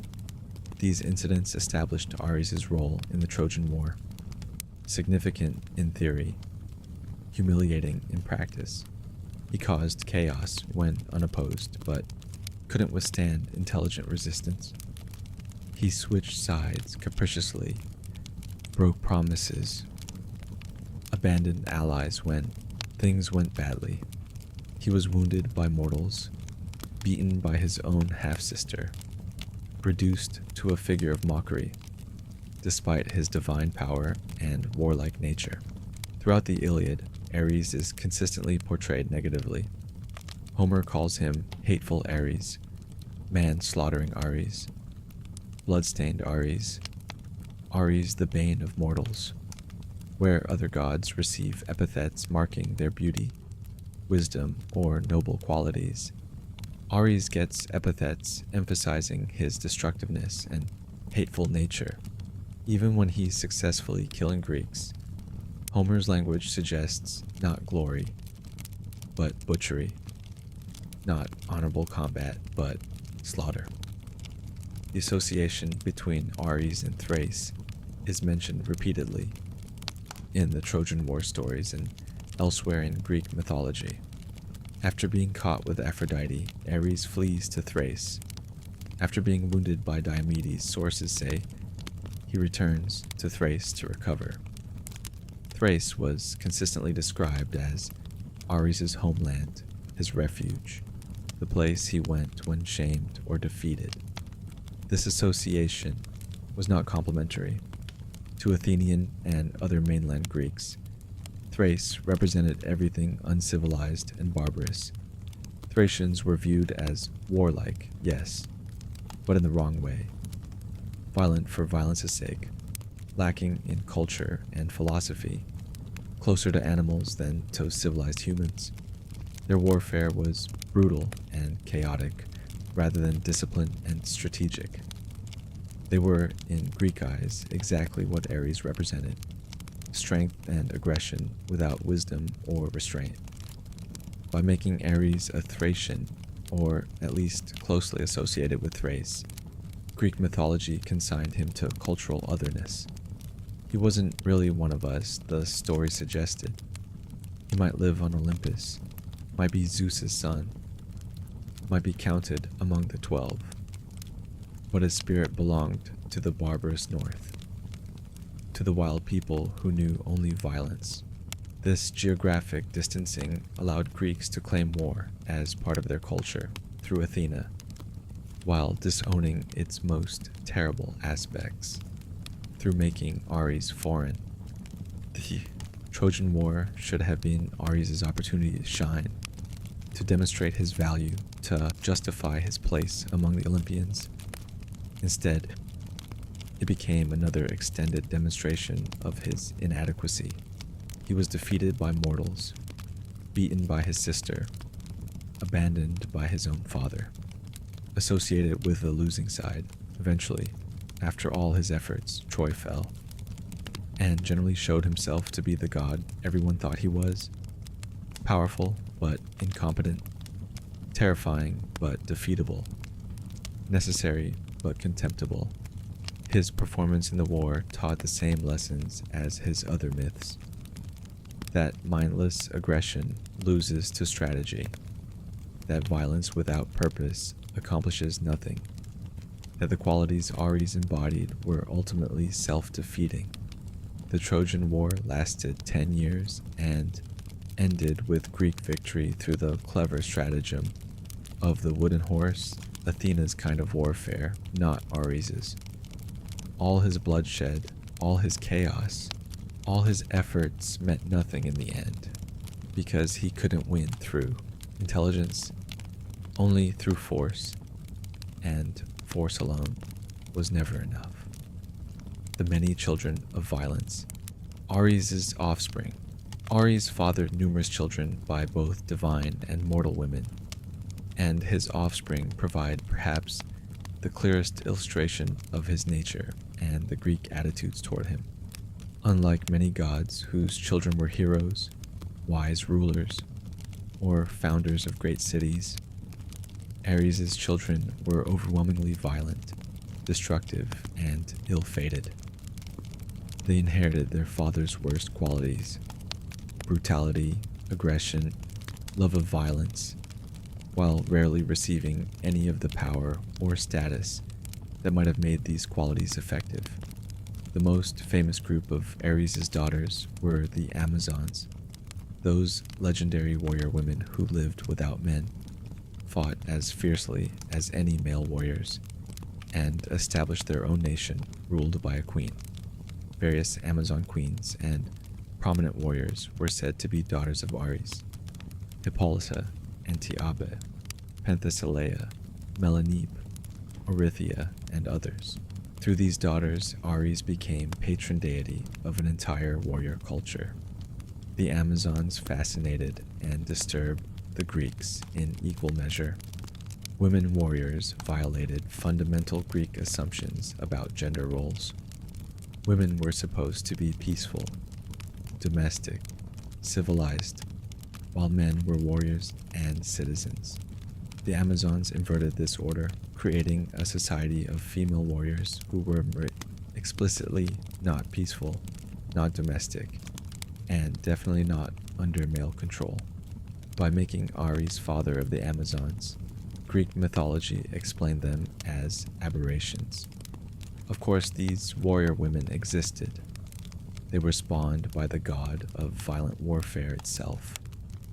Their militant nature, their rejection of traditional female roles, their effectiveness in combat. All of these made sense if they were literally divine embodiments of war's brutal aspects through their father Ares. They weren't fully human, not really. They were extensions of their father's violent nature, women who had inherited masculine, in Greek thinking, qualities of aggression and combat. Yet even the Amazons, formidable as they were, typically appeared in Greek myth as antagonists destined to be defeated by Greek heroes. Heracles fought Hippolyta and took her belt as one of his labors. Theseus defeated the Amazons and abducted Antiope. Achilles killed Penthesilea during the Trojan War. The pattern was consistent.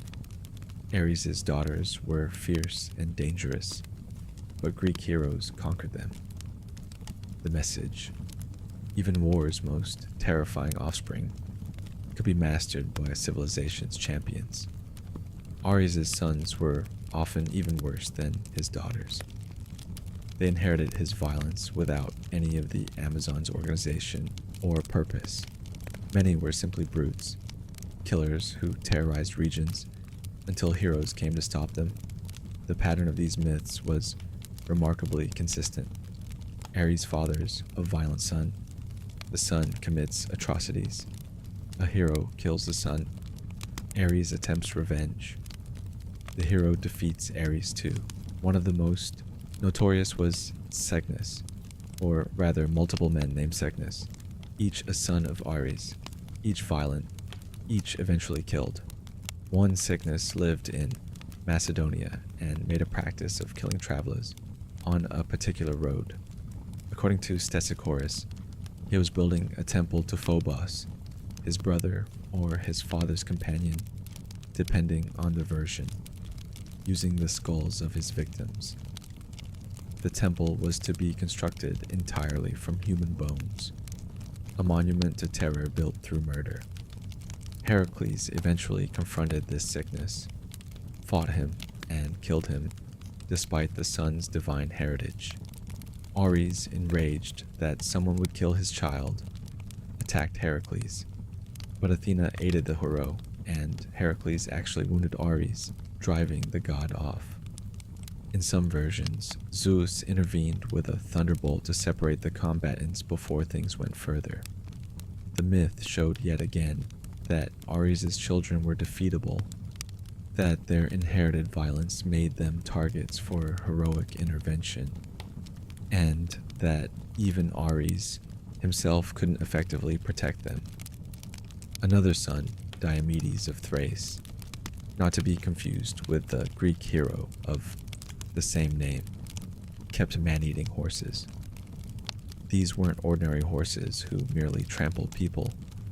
They literally fed on human flesh, and Diomedes kept them fed by capturing travelers and feeding them alive to his mares. This practice continued until Heracles arrived for his 8th labor, which specifically required capturing these horses.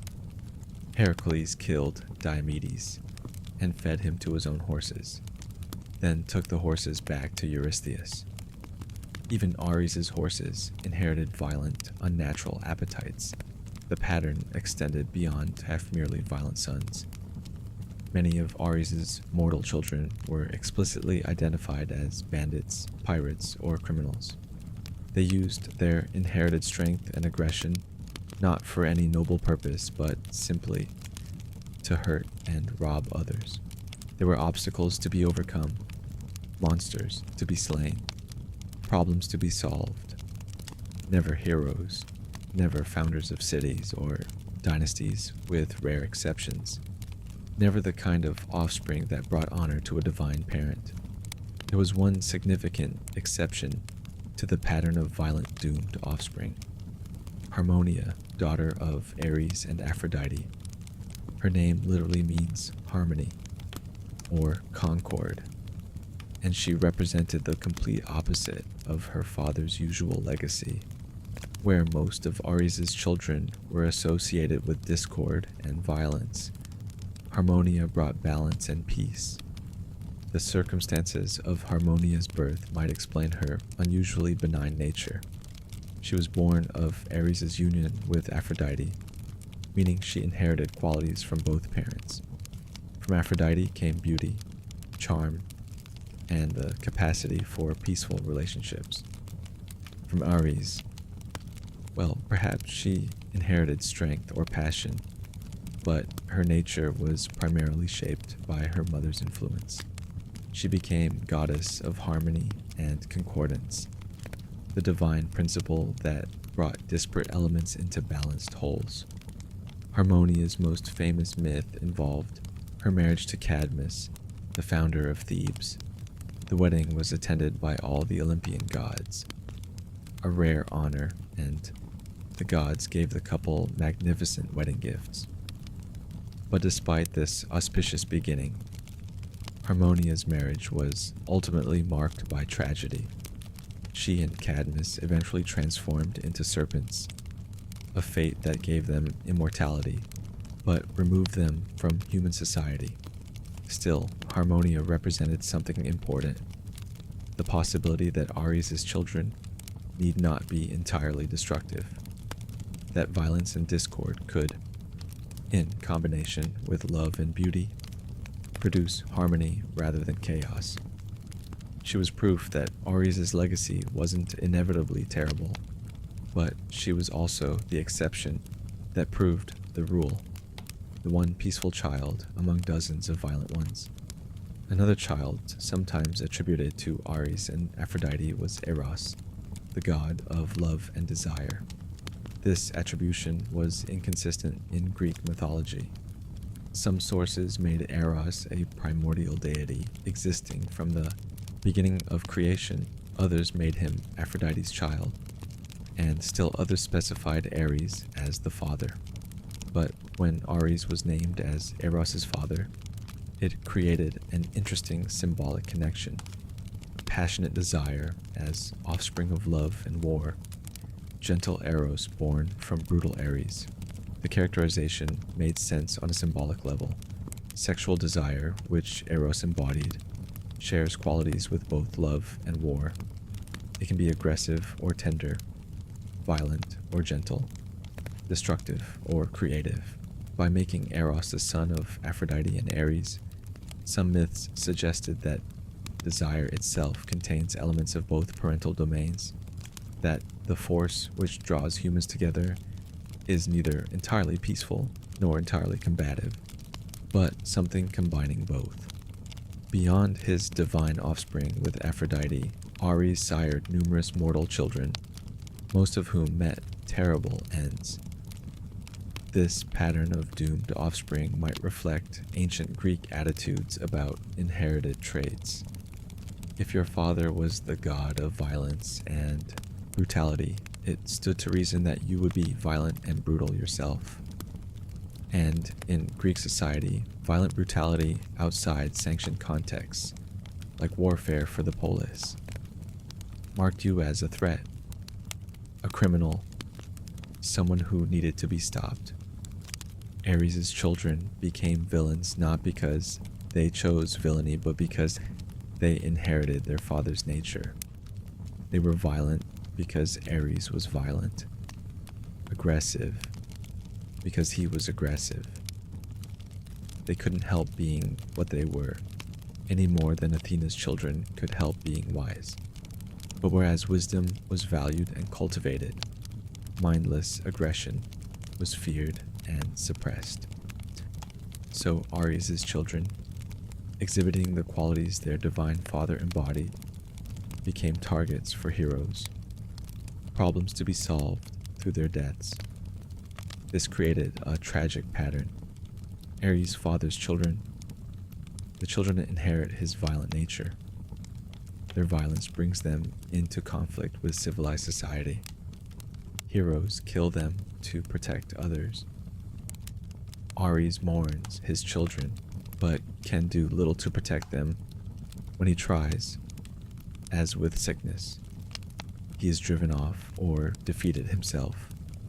His offspring die young, die violently, leave no positive legacy, and often die by the same violence they themselves practiced. The sheer number of Ares' children who died fighting heroes is remarkable. Cycnus, multiple individuals with this name, Diomedes of Thrace, numerous Amazons, various other mortal sons. Greek hero myths are littered with Ares' slain offspring. It became almost a pattern. Establish the hero's credentials by having them kill one of Ares' children, then maybe have Ares himself show up to be defeated as well. The god of war and his offspring served as antagonists, obstacles, confirmation of heroes' worth through their defeat. This pattern of violent, doomed children reflected and reinforced Greek attitudes about violence itself. Uncontrolled aggression, the myth suggested, was self-destroying. Those who lived by violence died by violence.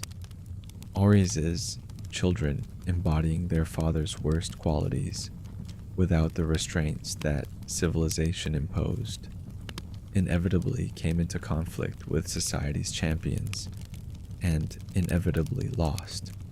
They couldn't win because what they represented, mindless brutality, could never truly triumph over the disciplined, purposeful force that heroes embodied. The contrast with other gods' offspring was stark. Zeus's children founded cities, became great heroes, ruled nations. Apollo's children were healers, musicians, prophets. Athena's children, including those she adopted or mentored, were clever strategists and noble kings. Even Poseidon's children, often rough and associated with the sea's wildness, frequently became rulers and founders. But Ares' children, bandits, killers, obstacles, victims, his lineage was a dead end. His legacy, one of failure and death. If bloodlines revealed divine nature, Ares' offspring proved that his nature was destructive, toxic, incompatible with civilization, and doomed to suppression by civilization's defenders. The myths of Ares' many children served as extended commentaries on their father, showing that his qualities, passed to offspring, created nothing but problems, that violence and aggression, without wisdom or purpose, bred only more violence until heroes arose to stop it. In a few rare cases, Ares' children did better. Wenamos, king of Pisa, was a son of Ares who achieved some measure of success and even respect, though his story still ended in defeat. A few other minor figures had Ares as father, without being entirely negative, but these were exceptions, footnotes to the broader pattern. Overwhelmingly, to be Ares' child in Greek mythology was to be doomed, to inherit violence, to cause problems, to need stopping, and to die young at a hero's hands while your divine father watched helplessly or was driven off when he tried to intervene. The children of Ares, taken together, formed a comprehensive indictment of their father and everything he represented.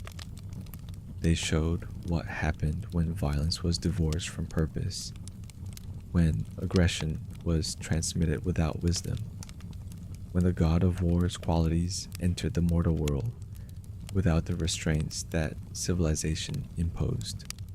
They were all, in their different ways, arguments against their father, proof that his nature was destructive, his legacy worthless, and his place among the gods barely justified by anything except the accident of his birth from Zeus and Hera. From disgrace to dignity. Mars in Roman culture. One of the most interesting aspects of Ares' mythology is how dramatically his character and reputation changed when the Romans adopted and adapted him as Mars.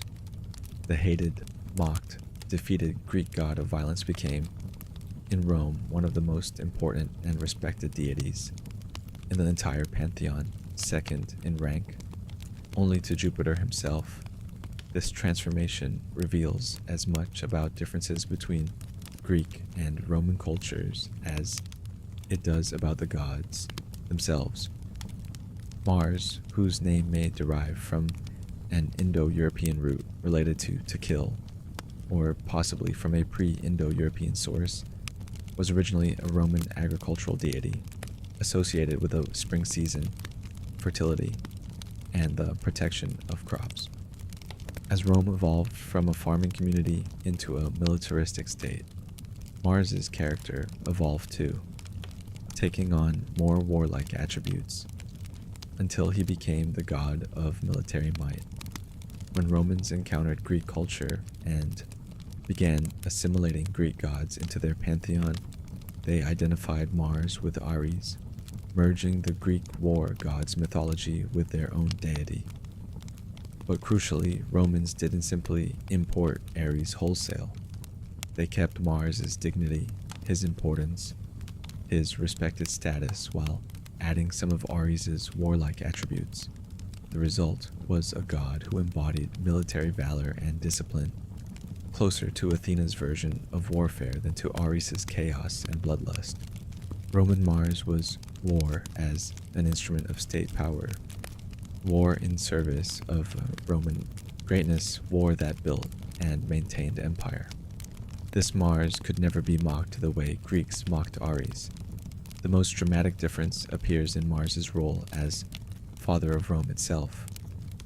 According to Roman foundation myth, Mars seduced or raped Rhea Silvia, a Vestal virgin. This union produced twin sons, Romulus and Remus, who were abandoned as infants but nursed by a she-wolf, sometimes said to be an embodiment of Mars' protective power. Romulus eventually founded Rome and became its first king. Through this lineage, Mars became the divine ancestor of the Roman people, the god whose bloodline gave Rome its strength and destined greatness. Compare this to Ares' role in Greek foundation myths. He has none. Greek cities trace their ancestry to heroes and other gods, but never to Ares. No city proudly claimed him as founder or patron. The closest he came was perhaps Thebes, where a dragon sacred to him guarded a sacred spring, and its teeth, when sown in the earth, sprouted into warriors. But even this was more about Cadmus overcoming an Ares-related obstacle than about Ares himself founding anything. Mars' connection to Rome went beyond mere ancestry. He was deeply embedded in Roman religious and political life. The Campus Martius, Field of Mars, was a major area of Rome where military training occurred and where citizens assembled for important political activities. The month of March was named for Mars and marked the beginning of the military campaigning season. Roman soldiers swore oaths to Mars before battle. Victorious generals dedicated temples to him. His priest, the Flamen Martialis, was one of the most important religious officials in Rome.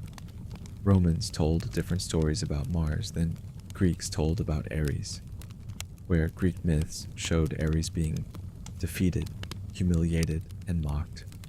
Roman myths showed Mars as powerful and victorious. Where Ares was hated by his fellow gods, Mars was respected even by Jupiter. Where Ares' children were overwhelmingly violent failures, Mars' descendants founded the greatest empire in human history. This difference reflected fundamental cultural differences between Greeks and Romans. Greek culture, especially Athenian culture that dominated surviving literature, was ambivalent about warfare. War was necessary, obviously. Greek city-states fought constantly, but it was also dangerous to civilized values, threatening to overwhelm philosophy, art, and democracy with mindless violence. Greeks fought wars, but didn't glorify war itself. They honored strategic victory, not combat for its own sake. Romans had no such ambivalence. Rome was built through warfare. Roman identity was inseparably linked to military conquest. To be Roman was to be part of a people who had subdued the entire known world through military force. Romans didn't see war as a necessary evil. They saw it as a glorious expression of Roman virtue, the means by which Rome proved its superiority and spread its civilization. In this context, a god like Ares, chaotic, undisciplined, destructive, was unacceptable. Romans needed a god who embodied military discipline, who represented war as the instrument of state policy, whose worship could sanctify the Roman military machine. So, they transformed him, keeping his connection to warfare but changing everything else, making him Mars rather than accepting Ares as he was. Mars was also associated with agricultural fertility in ways Ares never was. The Romans retained Mars's earlier agricultural functions even as he became a war god, seeing no contradiction. In their worldview, military strength and agricultural prosperity were linked. The army protected the farmers fed the army, and both together made Rome great. Mars presided over both war and the spring planting, over soldiers marching to battle, and fields producing crops. This dual nature made him far more important and multifaceted than Ares ever was. The transformation included iconography, while Ares was sometimes shown nude or carelessly armored, emphasizing raw violence over discipline. Mars was consistently shown in full armor, properly equipped, looking like an actual Roman soldier rather than a berserker. He appeared dignified, controlled, powerful, but not out of control. His visual representations suggested strength under discipline, force directed by purpose, exactly what Romans valued in their military. In terms of worship, Mars received festivals, temples, and honors throughout the Roman world. The Temple of Mars, Ultor, Mars the Avenger, in the form of Augustus, was one of the most magnificent buildings in Rome. Augustus had built it to honor Mars for giving him victory in the civil wars, and it became a place where the Senate met to discuss matters of war and peace. Mars had his own major festivals in March and October, marking the beginning and end of the campaign season. This religious importance meant Mars appeared constantly in Roman political and military life. Before battles, Roman commanders prayed to Mars and promised him temples if victorious. The Suavetaurilia, a major Roman sacrifice involving a pig, sheep, and bull, was often performed to Mars before military campaigns. Roman triumphs, those spectacular victory celebrations, included sacrifices to Mars as well as Jupiter.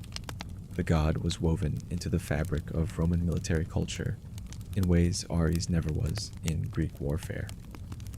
Mars's relationship with Venus, Aphrodite, also transformed.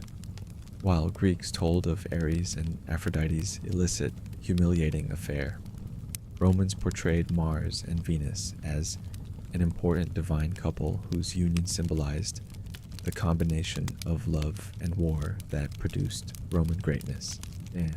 They were Rome's divine parents through different lineages, Mars through Romulus, Venus through Aeneas, and their relationship was treated as significant and even sacred rather than scandalous.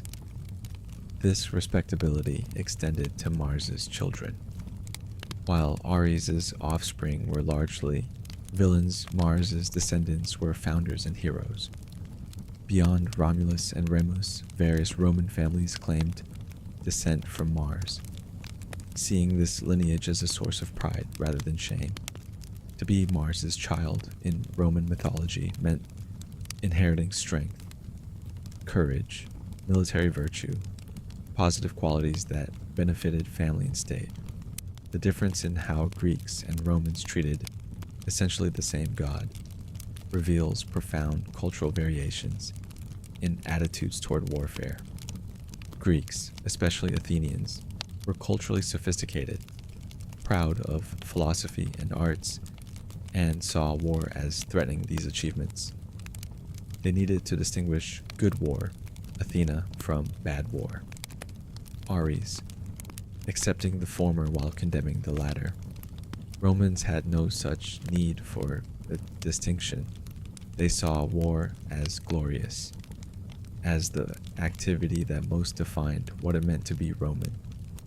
They needed a god who embodied military virtue without reservation, who could be worshipped without ambivalence, who represented war as the Romans practiced it, disciplined, purposeful, victorious, and absolutely central to Roman identity. So they took Ares and transformed him into Mars, keeping his connection to war while changing everything else. This transformation wasn't merely cynical rebranding. It reflected genuine differences in how the two cultures understood warfare's place in civilization. For Greeks, war was civilization's threat, necessary but dangerous, always threatening to overwhelm the rational order they prized. For Romans, war was civilization's tool, the means by which Roman law, order, and culture spread across the world. Violent but purposeful, brutal but ultimately civilizing. Interestingly, even as Rome conquered Greece culturally, and Greek literature became part of Roman education, the Greek portrayal of Ares didn't contaminate Roman respect for Mars. Educated Romans read Homer's Iliad and knew the stories about Ares being defeated and humiliated. They just didn't care. Mars was Mars, a Roman god adapted from Greek sources but transformed by Roman values. What Greeks said about Ares was Greek business. Romans knew their own god and worshipped him accordingly. The fate of Ares Mars in the post-classical world varied. As Christianity gradually displaced pagan religion, both Ares and Mars lost their worshippers. But interestingly, Mars retained more cultural respect. The planet Mars is named for the Roman god, not the Greek, and phrases like martial arts or martial law derive from Mars, not Ares. Even in languages descended from Greek, the planet's name often comes from the Roman god. Mars's transformation from disgraceful Ares to dignified deity was so complete that it persisted even after his worship ended.